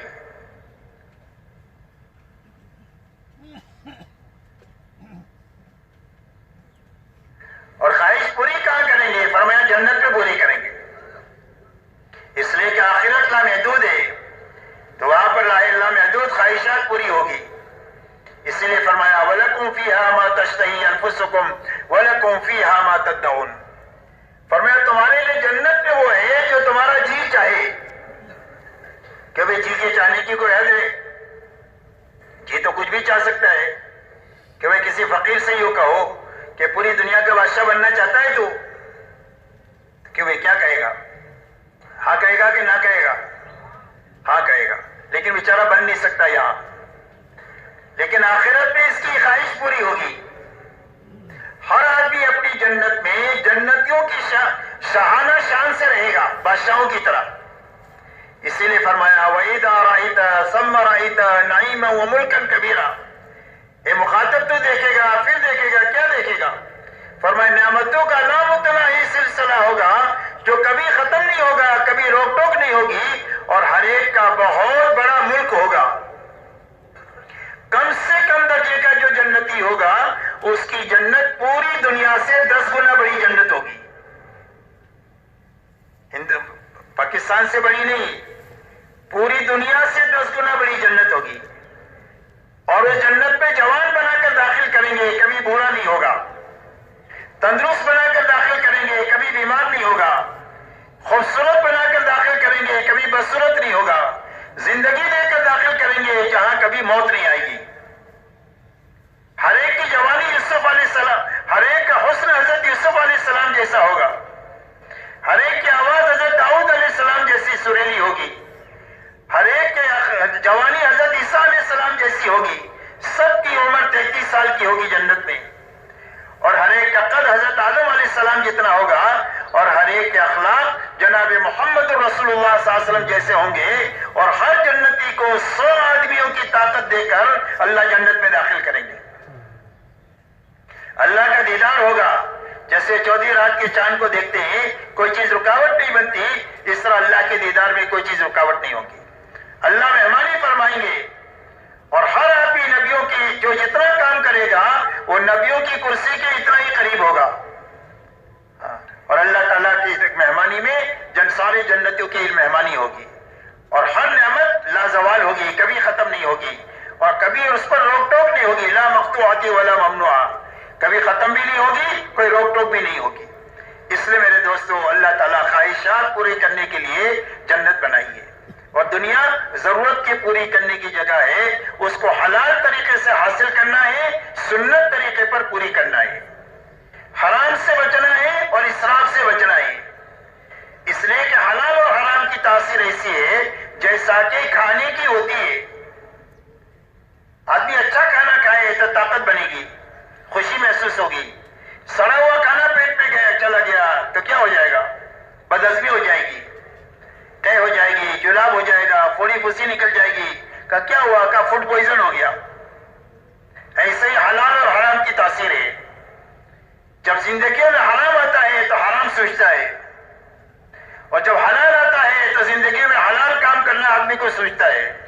حلال اور حرام کی اتنی تاثیر ہے. ایک اللہ والے فرماتے ہیں میری دعوت کیا ایک نیک آدمی نے، اور اس کا کھانا کھانے کے بعد کئی دنوں مجھے تہجد پڑھنے کا مزہ آیا. اور ایک غلط آدمی کے یہاں میری دعوت ہوئی، اس کا کھانا کھانے کے بعد کئی دنوں میرے اندر بدکاری کا جذبہ پیدا ہوا. اللہ میری آپ کی اور پوری امت کی حفاظت فرمائے. اس لیے میرے دوستو اپنے کھانے کمانے کی لائنوں کو علماء پر پیش کر کر کے ہر قسم کے حرام سے، ناجائز سے، مشتبہ سے، مکروہ سے نکالتے ہوئے پاک صاف لقمہ ہمارے پیٹ میں جانا چاہیے اور ہمارے بچوں کے پیٹ میں جانا چاہیے اور ہماری عورتوں کے پیٹ میں جانا چاہیے. ہم حلال کمائی کما کر ان کے اوپر خرچ کرنے کے مکلف ہیں، حرام کمائی کر کے خرچ کرنے کے مکلف نہیں ہے. اس لیے میرے دوستو حرام سے بچانا، حلال سے کمانا، سنت طریقے پر اپنی ضرورتوں کو پوری کرنا، اسراف سے اپنے آپ کو بچانا. اس لیے کہ اسراف کی مثال اللہ والے فرماتے ہیں آگ کی ہے. آگ میں کتنا بھی لکڑی ڈالو سب کو جلا دے گی، اس کا پیٹ بھرے گا ہی نہیں. ایسا اسراف جب زندگی میں آ جاتا ہے تو ساری جانی مالی طاقت کو کھا لیتا ہے.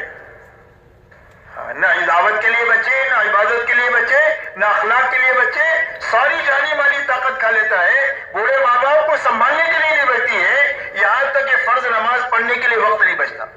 اسراف اتنی زندگی کو کھا لیتا ہے. اس لیے اسراف کی اجازت نہیں ہے. اسراف سے اپنے آپ کو بچانا اور سنت طریقے پر اپنی زندگیوں کو لانا. سنت میں برکت ہی برکت ہے، سنت میں رحمت ہی رحمت ہے، سنت میں حفاظت ہی حفاظت ہے. سنت میں سب سے زیادہ اللہ سے قرب پیدا کرنے کی طاقت اللہ نے رکھی ہے. اس لیے اپنی ضرورتوں کو اس طریقے سے پورا کرنا. اسی کے ساتھ میں جب یہ 4 لائنیں ٹھیک ہوگی، جب کلمہ بنے گا، جب عبادت کی لائن ٹھیک ہوگی، جب معاشرت کی لائن ٹھیک ہو جائے گی اور جب ہماری معاملات کی لائن ٹھیک ہو جائے گی، اب ہماری زندگیوں میں اخلاق کے پھل لگیں گے. 5ویں نمبر پر جا کر زندگی میں اخلاق آتے ہیں یہ 4 لائنیں ٹھیک ہونے کے بعد میں، ورنہ تو اغراضی ہوتی ہے. اور جب اخلاق زندگی میں آئیں گے تو پوری دنیا اسلام کی طرف ایسے آئے گی جیسا بھوکا کھانے کی طرف آتا ہے اور پیاسا پانی کی طرف آتا ہے اور دھوپ میں چلنے والا چھاؤں کی طرف آتا ہے. ایسی ساری انسانیت دین کی طرف اور اسلام کی طرف دوڑ کر آئے گی، اور دنیا کا کوئی بھی پروپیگنڈا ان کو حق کی طرف سے آنے سے روک نہیں سکتا ہے۔ اسی لیے دنیا میں دین جو چلا ہے وہ طاقت کے زور پر نہیں چلا ہے، بلکہ ایمان اور اعمال اور اخلاق کے راستے سے چلا ہے۔ صحابہ دنیا میں جو پھرے ہیں وہ ایمان کے ساتھ، اعمال کے ساتھ اور اخلاق کے ساتھ دنیا میں پھرے ہیں، جو ساری انسانیت کے قلوب کو اسلام کی طرف متوجہ کیے۔ اس لیے میرے دوستو، اپنی اخلاقی زندگی کو اچھے سے اچھی بنانا۔ اخلاق کے بارے میں یہ فرمایا اکملکم ایمانا احسنکم اخلاقا، فرمایا تم میں سب سے زیادہ کامل ایمان والا وہ ہے جو تم میں سب سے زیادہ اچھے اخلاق والا ہے۔ اور اخلاق کا خلاصہ فرمایا کس میں ہے؟ فرمایا کسی کو ہم سے تکلیف نہیں پہنچے، سب کو ہم سے راحت پہنچے، اپنوں کو، پرائیوں کو، سب کو، ساری انسانیت کو ہم سے راحت پہنچے۔ ہماری کسی کے ساتھ کوئی دشمنی نہیں ہے، ہماری کسی کے ساتھ کوئی دشمنی نہیں ہے۔ ہم اللہ کو چاہتے ہیں، اللہ کے نبی کو چاہتے ہیں، ان کی لائی ہوئی زندگی چاہتے ہیں، اور ساری انسانیت کے لیے ہم بھلائی چاہتے ہیں کہ ساری انسانیت جہنم کے عذاب سے بچ جائے اور ساری انسانیت جنت میں داخل ہو جائے، اللہ کی ناراضگی سے بچ جائے اور اللہ کی رضا والی زندگی حاصل کر لے، اللہ کی رضا والی موت مرے۔ یہ ساری انسانیت کے لیے ہم چاہتے ہیں، ہماری کسی کے ساتھ کوئی دشمنی نہیں، اس لیے ہر ایک کے ساتھ میں ہم بھلائی کریں گے۔ اور اخلاق کا خلاصہ حضور صلی اللہ علیہ وسلم نے چند باتوں میں بتایا ہے۔ آپ یہ فرماتے ہیں کہ جو تمہارے ساتھ برائی کرے اس کے ساتھ بھلائی کرو، جو تمہارے پر ظلم و زیادتی کرے اس کو درگزر کرو، معاف کرو، اس لیے کہ معاف کرنا آسان ہے، بدلہ لینا مشکل ہے۔ ایک آدمی نے آپ کو تماچا مارا تو کوئی اتنا ہی ناپ کے تماچا مار سکتے ہیں؟ اگر آپ نے زور سے مار دیا تو آپ کا شمار ظالموں میں ہو جائے گا۔ کس میں ہو جائے گا؟ ظالموں میں۔ ایک مرتبہ حضرت صدیق اکبر حضور صلی اللہ علیہ وسلم کے ساتھ تھے، سامنے سے ایک دوسرا آدمی آیا، غلط آدمی، اس نے آ کر کے حضرت صدیق اکبر کو بلا بینا کہنا شروع کیا۔ صدیق اکبر خاموش ہے، حضور صلی اللہ علیہ وسلم ہنس رہے۔ تھوڑی دیر کے بعد صدیق اکبر نے جواب دینا شروع کیا تو آپ وہاں سے چل دیے۔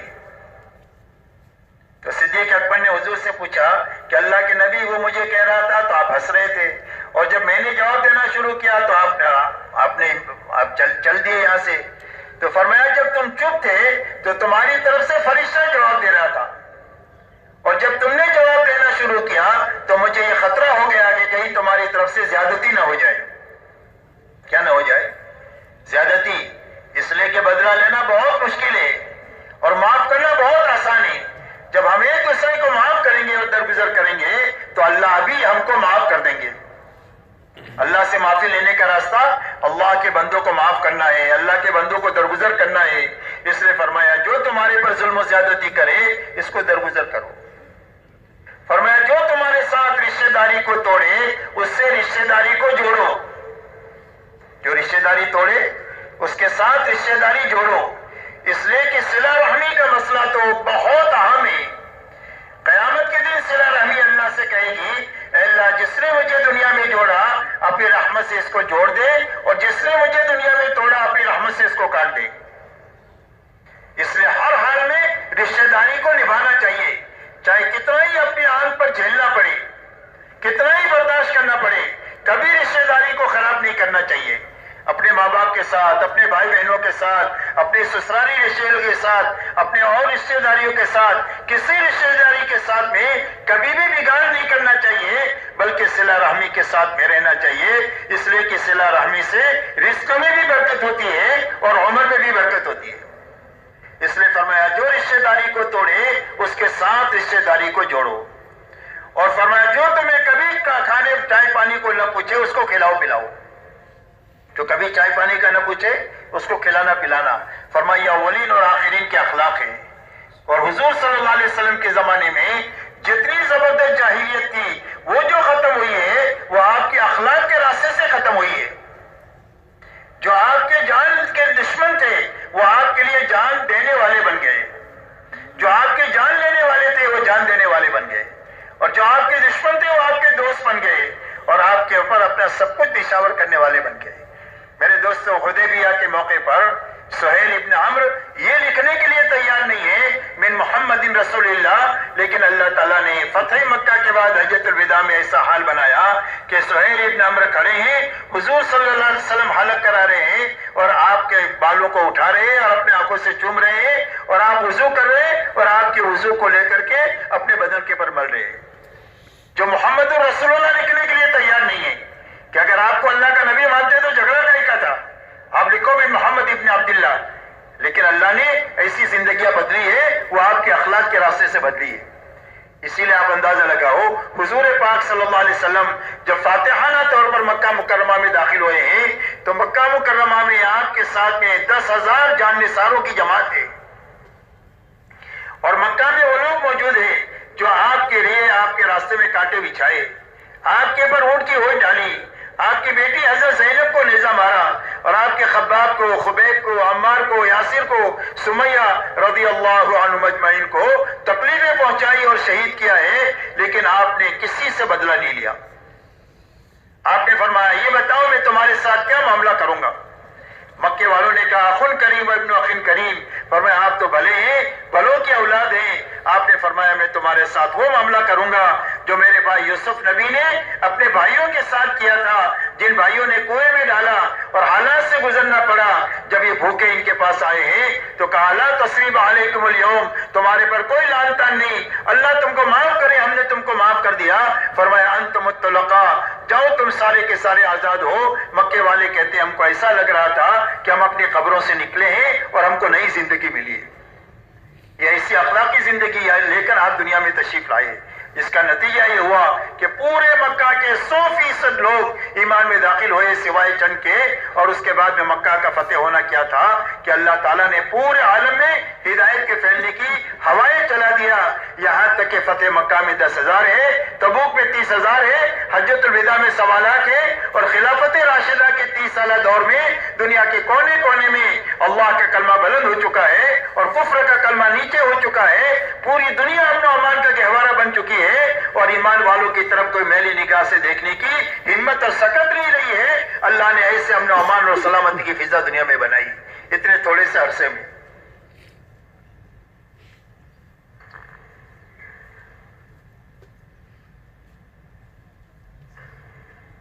اس لیے میرے محترم دوستو اپنی اخلاقی زندگی کو اچھے سے اچھی بنانا، اس لیے کہ پوری دنیا کے سامنے جو چیز آئے گی وہ ہماری معاشرت آئے گی، ہمارے معاملات آئیں گے اور ہمارے اخلاق آئیں گے. ایمان دل میں ہوتا ہے، نماز ہم مسجد میں پڑھتے ہیں، روزہ پیٹ میں ہوتا ہے، زکوٰۃ ایمان والوں کو دیتے ہیں، حج بیت اللہ میں کرتے ہیں. جہاں کسی بے ایمان کا داخلہ ممنوع ہے.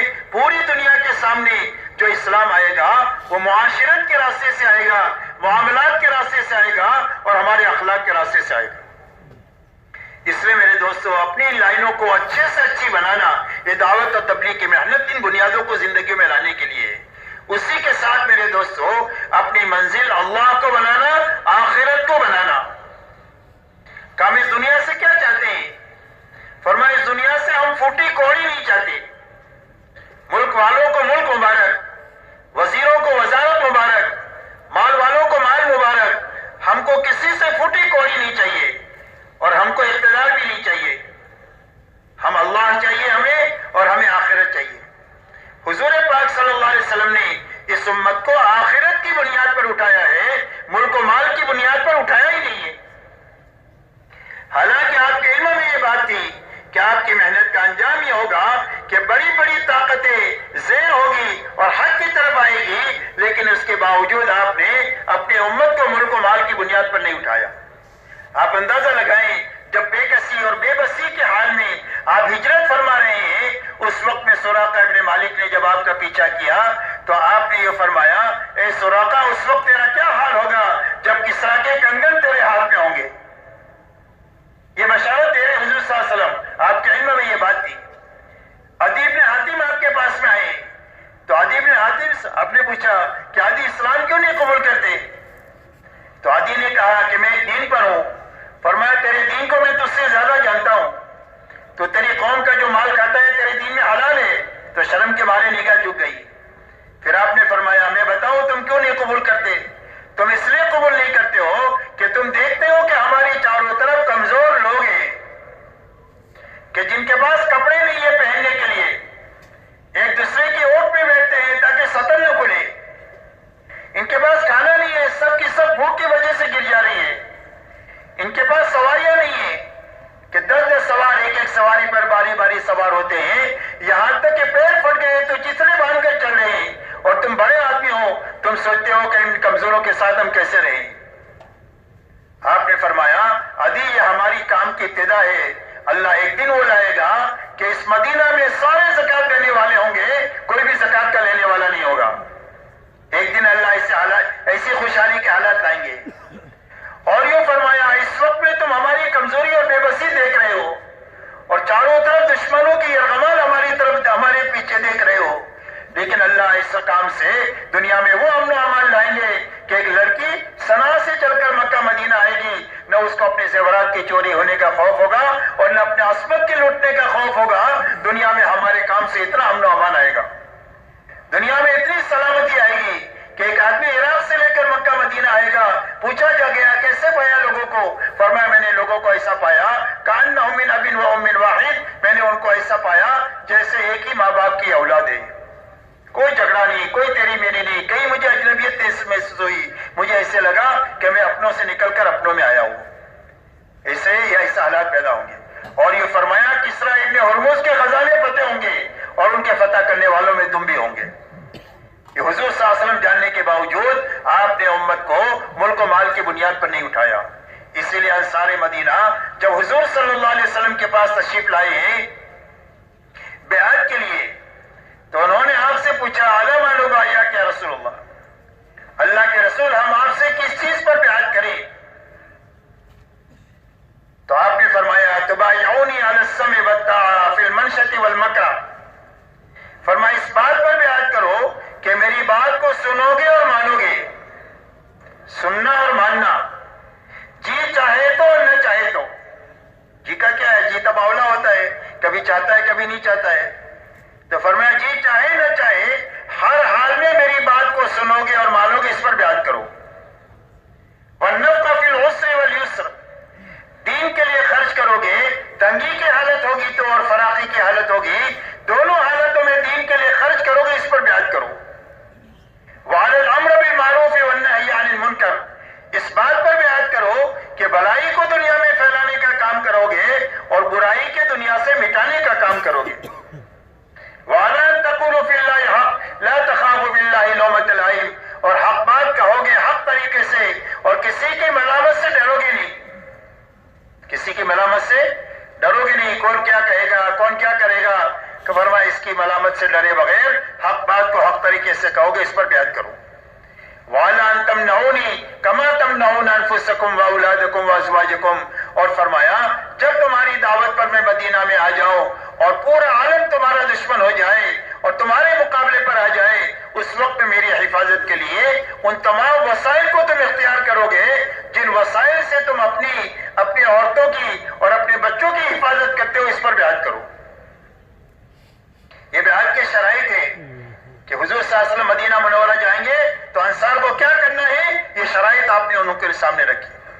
تو ایک صحابی نے کھڑے ہو کر کہا کہ اللہ کے رسول آپ کی یہ شرائط پوری کر لیں گے تو ہم کو کیا ملے گا؟ تو آپ کو یہ سب کچھ معلوم ہونے کے باوجود کہ محنت کا انجام یہ ہوگا، آپ نے فرمایا وَلَكُمُ الْجَنَّةُ، اللہ اس کے بدلے میں تم کو جنت دیں گے۔ آپ نے اس امت کو آخرت کی بنیاد پر اٹھایا ہے اور اللہ کی رضا کی بنیاد پر اٹھایا ہے کہ ہم کو اس دنیا میں جو بھی کام کریں گے، جس کے ساتھ بھی کریں گے، صرف اللہ کی نیت بنائیں گے کہ اللہ راضی ہونا چاہیے، رضا والی زندگی ملنا چاہیے اور رضا والی موت ملنا چاہیے اور ہماری آخرت بننا چاہیے۔ ہم دنیا سے پھوٹی کوڑی نہیں چاہتے اور دنیا کا اقتدار بھی نہیں چاہتے، اپنی منزل اللہ کو بنانا اور اپنی آخرت کو بنانا۔ میرے محترم دوستو، ایک مبارک زندگی ہے جو حضور پاک صلی اللہ علیہ وسلم لے کر اس دنیا میں تشریف لے آئے ہیں، اور پوری امت جن مسائل سے دوچار ہے اور امت جن حالات سے دوچار ہے اور امت جن مشکلات اور پریشانیوں میں گھری ہوئی ہے، ان پریشانیوں سے نکلنے کا واحد راستہ اس زندگی کو اپنانا ہے۔ اس کے علاوہ جتنے راستوں سے ہم کوشش کریں گے، دلدل کی طرح پھنستے چلے جائیں گے، کبھی نکل نہیں سکتے۔ یاد رکھیں ہر آنے والا دن مسائل کا حل صرف اس زندگی میں رکھا ہے. قرن اول میں مسائل حل ہوئے ہیں انسانیت کے صرف اس زندگی کے راستے سے حل ہوئے ہیں. آج بھی مسائل حل ہوں گے اس زندگی کے راستے سے ہوں گے, اور آئندہ بھی مسائل حل ہوں گے وہ صرف اس راستے سے حل ہوں گے اور کوئی دوسرا راستہ نہیں ہے. پوری امت کے مسائل کا حل اور ساری انسانیت کے مسائل کا حل, اس لیے کہ انسانیت کتنا بھی ترقی کرتی جائے اس کے مسائل حل نہیں ہوں گے, مسائل الجھتے ہی چلے جائیں گے. آپ یہ بتاؤ دنیا میں امن و امان بڑھا یا خوف و ہراس بڑھا؟ کہ بھئی کیا بڑھا؟ جان و مال کا تحفظ بڑھا یا جان و مال کا ضیاع بڑھا؟ دوستیاں بڑھی کہ دشمنیاں بڑھی؟ حسن زن بڑھا کہ بدگمانیاں بڑھی؟ آپ دیکھو دنیا میں مسائل حل نہیں ہوئے, مسائل بڑھے ہیں اور آئندہ مسائل اور بڑھیں گے, اس لیے کہ چیزیں مسائل کا حل نہیں ہے. مسائل کا حل صرف حضور پاک صلی اللہ علیہ وسلم کی لائی ہوئی یہ پاکیزہ زندگی ہے. اس زندگی سے امت بھی سنبھل جائے گی اور ساری انسانیت بھی سنبھل جائے گی. اس لیے میرے دوستو یہ مبارک زندگی ہمارے اپنے اندر میں آ جائے, ہمارے گھرانے میں آ جائے, ہماری برادری میں آ جائے, ہمارے ملک کے ایک ایک چپے میں آ جائے اور پورے عالم کے اندر میں آ جائے. اللہ نے نظام ایسا چلایا ہے کہ پوری دنیا کے ہر ملک میں ہمارے ایمان والے باشندے رہتے ہیں. کہیں زیادہ ہے کہیں کم ہے. محنت کا ایسا رخ پوری دنیا میں قائم ہو جائے کہ کوئی ملک, کوئی شہر, کوئی گاؤں ایسا نہ بچے کہ جہاں پر ایمان والے رہتے ہوں اور وہاں ہماری جماعتیں اس زندگی کو اپناتے ہوئے اس زندگی کو ان کے اندر میں عام کرنے کی محنت نہ کر رہے ہو. ایسا کوئی گاؤں نہ بچنا چاہیے, بلکہ پوری دنیا میں محنت کا ایک ایسا جال بیچ جائے کہ جس کے نتیجے میں جو ایمان والے جہاں کہیں بھی ہے وہ اس زندگی کو اپنا کر جینے والے بنے. جب یہ زندگی میرے دوستوں دنیا میں وجود میں آئے گی اور ہر جگہ ایک مجمع بنتا چلا جائے گا اور ہر جگہ اس کا ماحول بنتا چلا جائے گا, تو یہ مجمع انسانیت کو اس کی طرف آنے پر مجبور کر دے گا اور یہ ماحول انسانیت کو اس طرف آنے کے لیے ان کے شوق کو بڑھا دے گا. اس لیے کہ انسانیت کے مسائل کا حل اس کے علاوہ اور راستے میں ہے ہی نہیں ہے. اس لیے میرے دوستو اللہ نے ایک بڑا کام ہمارے زمانے میں عطا فرمایا ہے. اس لیے اس کام کے بارے میں پورا مجمع آج کے دن یہ کرے کہ انشاءاللہ اس کام کو ہمیں کرنا ہے اور اچھی طرح کرنا ہے. کیوں بھائی کرنا ہے انشاءاللہ. کس کو کرنا ہے؟ ماشاءاللہ پورے مجمع کو کرنا ہے. اب میرے محترم دوستو اس محنت کے ذریعے سے جو چیز مطلوب ہے وہ محنت یہ مطلوب ہے کہ اس محنت کو کرتے کرتے ہمارے اندر میں محنت کی وہ استعداد پیدا ہو جائے جو استعداد حضور صلی اللہ علیہ وسلم نے 23 سالہ دور نبوت میں امت میں پیدا کی تھی. اس لیے کہ ہم تو بڑے کمزور ہیں, اس محنت سے بہت دور جا چکے ہیں, تو اگر وہ محنت سے پہلے دن کی تشکیل کریں تو ہمارے لیے آسان نہیں ہوگا. بچہ پیدا ہوتے ہی دوڑنا نہیں شروع کرتا. بچہ پہلے بیٹھنا شروع کرتا ہے, پھر گھٹنوں کے بل چلتا ہے, پھر کھڑے ہو کر چلتا ہے, پھر دوڑتا ہے. تو یہ دوڑنا ہمارے اندر میں آ جائے اور اس محنت تک پہنچنا آ جائے, اس کے لیے ہمارے بزرگوں نے یہ محنت کی ایک آسان شکل ہمارے سامنے رکھی ہے. خروج کی بھی آسان شکل ہے اور مقامی محنت کی بھی آسان شکل رکھی ہے کہ اس محنت کی شکل کے ذریعے سے پوری امت میں سے ایک معتدی مجمع محنت کے اس رخ تک پہنچے جس رخ پر حضور صلی اللہ علیہ وسلم امت کو چھوڑ کر گئے تھے. اس لیے کہ دنیا میں کام اس وقت پہ پورا ہوگا جب ایک مجمع اس نوعیت کا بنے گا جو مجمع حضور صلی اللہ علیہ وسلم اپنے زمانے میں بنا کر کے گئے تھے. ضروری نہیں ہے کہ کروڑوں لوگ بنے, ضروری نہیں ہے کہ لاکھوں بنے, ہو سکتا ہے سینکڑوں میں ہو جائے, ہم نہیں جانتے وہ مجمع کتنا ہوگا, ہو سکتا ہے ہزاروں میں ہو جائے, ہو سکتا ہے چند لاکھ میں ہو جائے. کروڑوں مسلمان ہیں, اس میں سے ایک مجمع ایسا بنے کہ جن کی زندگیوں میں محنت کا غروب قائم ہو جائے جو وہ حضور صلی اللہ علیہ وسلم نے 23 سالہ دور نبوت میں امت میں قائم کیا ہے. تو آپ نے 23 سالہ دور نبوت میں امت میں محنت کا کیا رخ قائم فرمایا؟ آپ نے محنت کا یہ رخ قائم کیا کہ جو آپ کی دعوت پر ایمان میں آیا آپ نے اس کی جان مال کو ایمان کے سیکھنے پر اور ایمان کے پھیلانے پر یعنی دعوت اللہ پر اتنی لگوایا جتنا کہ دعوت کا تقاضا تھا. یہ سمجھنے کی باتیں ہیں, اللہ ہمیں اور پوری امت کو سمجھا دے. اس لیے میرے دوستو سب سے پہلے امت کی جان مال دعوت پر اتنی لگوائی گئی جتنا دعوت کا تقاضا تھا. یہ سمجھنے کی بات ہے کہ بھائی گھر کاروبار میں ہم کتنے لگتے لگاتے ہیں،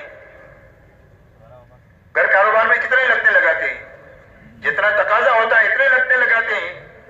جب گھر کاروبار میں اتنے لگتے لگاتے ہیں تو گھر کاروبار کے سارے تقاضے پورے ہو رہے ہیں، اس لیے کہ جتنا تقاضا ہے اتنا لگتے ہیں۔ تو دعوت پر ہماری جان مال جب اتنی لگے گی جتنا دعوت کا تقاضا ہے، تو دعوت کے جتنے تقاضے گھر سے لے کر عالم کے ہیں وہ سارے تقاضے اچھی طریقے سے پورے ہوتے چلے جائیں گے۔ اس لیے سب سے پہلے آپ نے امت کی جان مال دعوت پر اتنی لگوائی جتنا دعوت کا تقاضا تھا۔ نمبر 2، ایمان والوں کی جان مال کو عبادت پر لگوائی کہ ہر آدمی عبادت پر اپنی جان مال اتنی لگائے کہ عبادت میں حقیقت پیدا ہو جائے اور عبادت امت میں زندہ ہو جائے، جتنا کہ عبادت کا تقاضا ہے اتنی جان مال لگوائی۔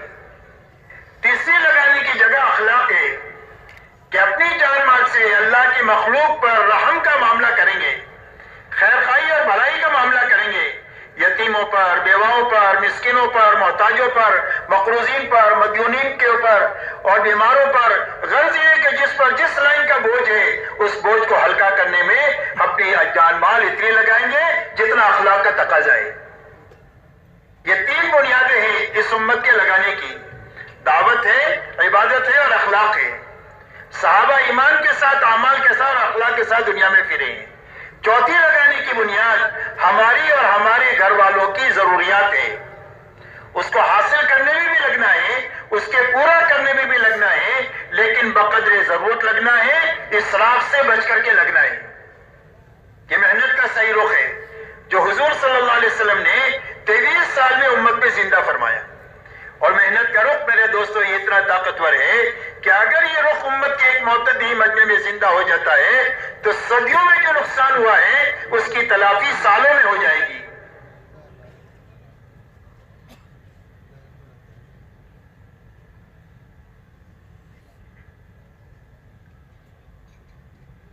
آپ انداز لگائیں، حضرت عیسیٰ علیہ السلام اور حضور صلی اللہ علیہ وسلم کے بیچ میں 650 سال کا زمانہ ہے۔ کتنا زمانہ ہے؟ 650 سال کا زمانہ، جس میں کوئی نبی نہیں آئے۔ تو انسانوں نے جہالت آخری درجے کی اور انسانوں نے گمراہی آخری درجے کی، اور یہ اتنی بڑی گمراہی اور اتنی بڑی جہالت کتنے سالوں میں کٹی؟ کہ بھئی کتنے سال میں کٹی؟ صرف 23 سال میں کٹی۔ کتنے سال میں؟ 23 سال میں 650 سال کی جہالت اور 650 سال کی گمراہی اللہ تعالیٰ نے ختم فرما کر کے 2 بڑے بڑے کام دنیا میں ایسے وجود میں فرما دیے کہ جس کی وجہ سے امت کی نیا بھی پال لگ گئی اور انسانیت کا سویا ہوا نصیب بھی جاگ گیا۔ ایک تو مجمع بن گیا 23 سالہ محنت کے نتیجے میں، ایسا مجمع بن گیا جس میں مرد ہیں، عورتیں ہیں، بچے ہیں، جوان ہیں، بوڑھے ہیں، مالدار ہیں، غریب ہیں، شہری ہیں، دیہاتی ہیں۔ غرض یہ ہے کہ ایک ایسی سوسائٹی اور ایک ایسا مجمع تیار ہو گیا کہ جس مجمع کو دنیا کے سامنے پیش کر سکتے ہیں یہ اسلام ہے اور یہ مسلمان ہیں۔ اور ان کی دعوت ہوئی اسلموا تسلموا، کا اسلام لاؤ سلامتی ملے گی، کا کون سا اسلام کا ہمارے جیسے ہو جاؤ۔ اتنا بڑا کام ہو گیا، ایک مجمع تیار ہو گیا 23 سالہ محنت کے نتیجے میں کہ جس کو پوری دنیا کے سامنے پیش کر سکتے ہیں۔ دوسرا میرے دوستوں، ماحول بن گیا پورے حجاز کا، بت پرستی ختم ہو گئی پورے حجاز میں سے، خصوصیت کے ساتھ مدینہ منورہ کا ماحول ایسا پاکیزہ بن گیا کہ جس ماحول میں 100% ایمان والوں کے دلوں میں اللہ رسول کی محبت سب سے زیادہ تھی۔ تلاش کرنے سے آپ کو کوئی بے نمازی نہیں ملے گا، ہر آدمی اپنے دین سے باخبر تھا، ہر آدمی اپنے دین پر عمل کرنے والا تھا۔ 100% ایمان والے، ایک دوسرے کے حقوق کے ادا کرنے والے، بلکہ احسان کرنے والے، بلکہ ایثار کرنے والے تھے۔ یہ اس معاشرت کی بنیاد تھی۔ آپ کو تلاش کرنے سے کوئی دنیا کا طالب نہیں ملے گا، سارے آخرت کے طالب ملیں گے، سارے آخرت کے اور اللہ کے رضا کے طالب ملیں گے، کوئی آپ کو دنیا کا طالب نہیں ملے گا مدینہ منورہ میں۔ اور 100% ایمان والے اپنے آپ کو دین کا ذمہ دار سمجھتے تھے کہ جس طرح میں باپ ہوں بچوں کا ذمہ دار ہوں، جس طرح میں شوہر ہوں بیوی کی ذمہ داری میرے پر ہے، ایسا ہی مسلمان ہوں اسلام کی ذمہ داری بھی میرے پر ہے۔ دنیاوی ذمہ داری کے پورا کرنے کے لیے جتنی جان مال کی ضرورت ہوتی ہے میں خوشی خوشی لگاتا ہوں، ایسا اسلام کی ذمہ داری کو پورا کرنے کے لیے جتنی جان مال صلاحیت کی ضرورت ہوگی خوشی خوشی بغیر بوجھ کے لگاؤں گا۔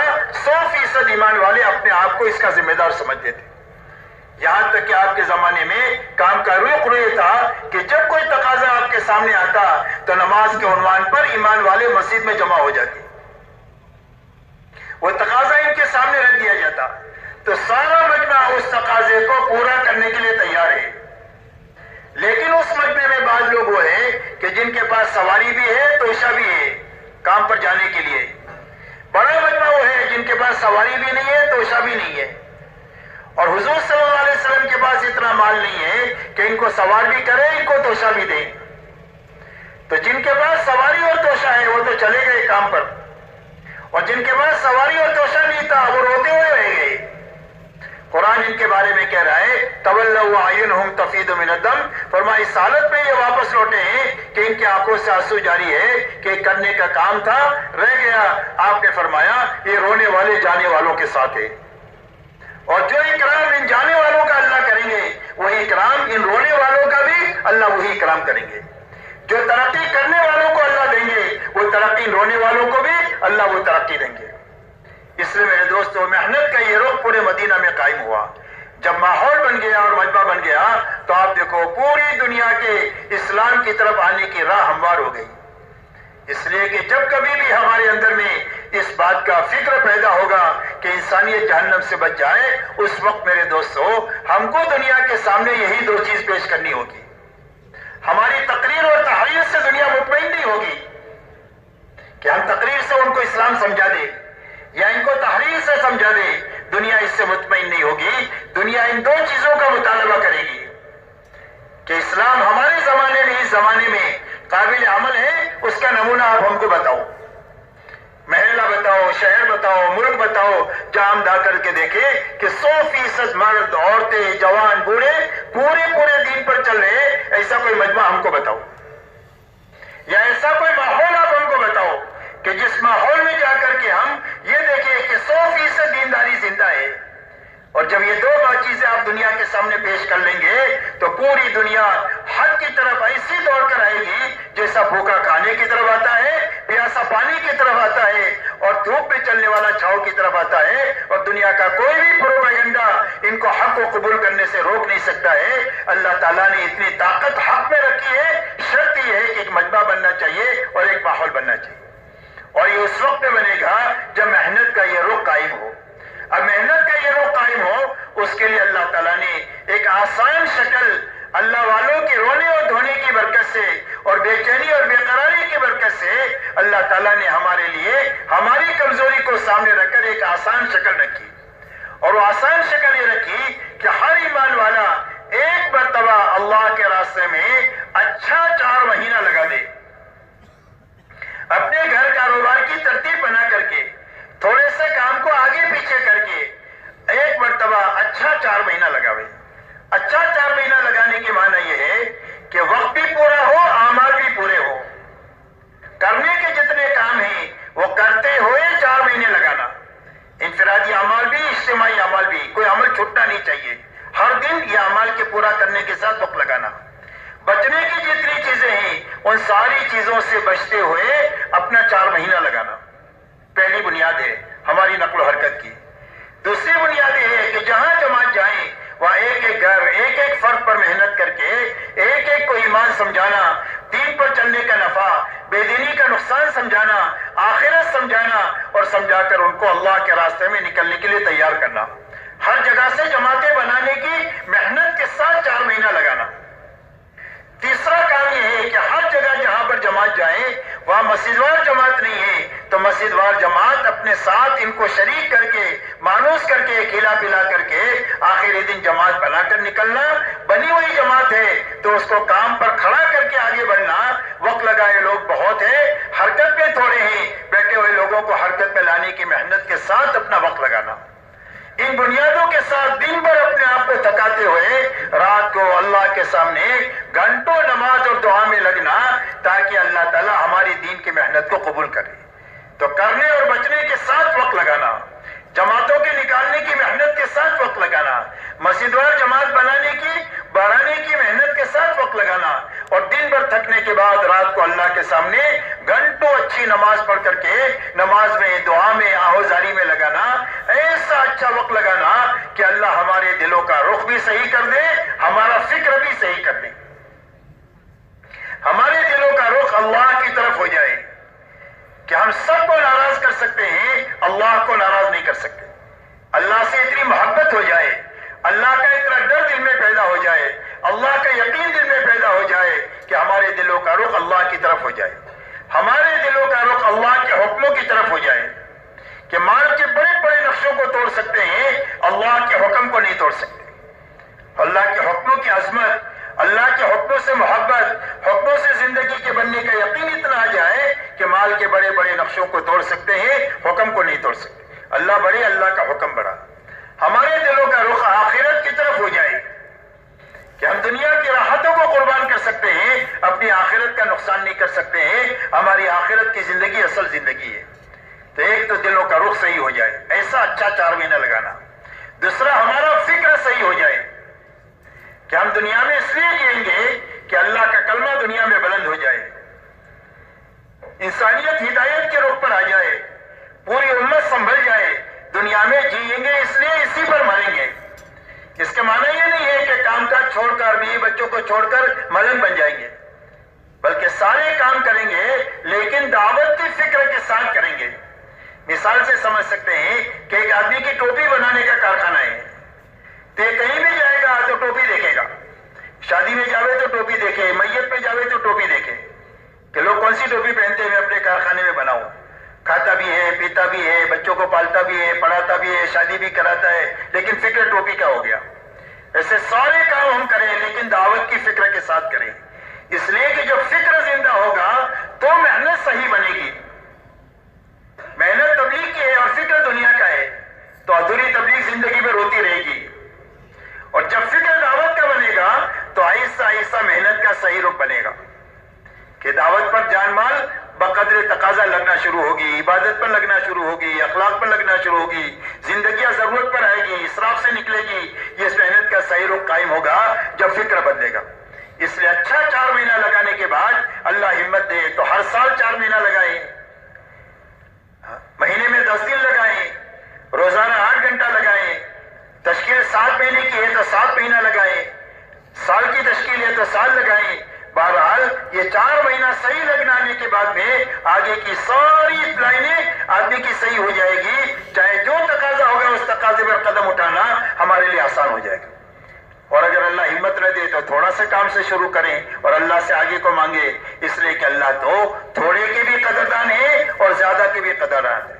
غزوہ تبوک کے اندر میں 600 من کھجور صحابہ نے دیے، ان کی بھی قدر کی گئی، اور حضرت عقیل رات بھر باغ کو پانی پلا کر کے تھوڑی سی کھجور گھر والوں کو دیا، تھوڑی سے لے کر آئے، آپ نے اس کی یہ قدر فرمائی کہ اس ڈھیر پر ڈال دو، اللہ اس کی برکت سے سب کے مال کو قبول کر لے گے۔ اسے اللہ کی نسبت پر لگانا تھوڑا بھی قیمتی ہے، بڑا بھی قیمتی ہے۔ اس کے لیے میرے دوستوں پہلے تو یہ مجمع طے کرو کہ انشاءاللہ محنت کا جو رخ مطلوب ہے اس رخ پر ہم سب کو آنا ہے، کہ بھئی آنا ہے اس پر، کس کو اس پر آنا ہے۔ اب اس پر آنے کے لیے میرے دوستوں سب سے پہلی بات تو یہ ہے کہ جس کا ابھی تک 4 مہینہ نہیں لگا وہ تو آج کی مجلس میں کھڑے ہو کر یہ کہے کہ انشاءاللہ میں 4 مہینہ اس اجتماع سے لگاؤں گا اور اچھا 4 مہینہ لگاؤں گا۔ کھڑے ہو کر اپنے آپ کو پیش کرو، کھڑے ہو کر اپنے آپ کو پیش کرو کہ انشاءاللہ 4 مہینہ لگاؤں گا، اچھا 4 مہینہ لگاؤں گا۔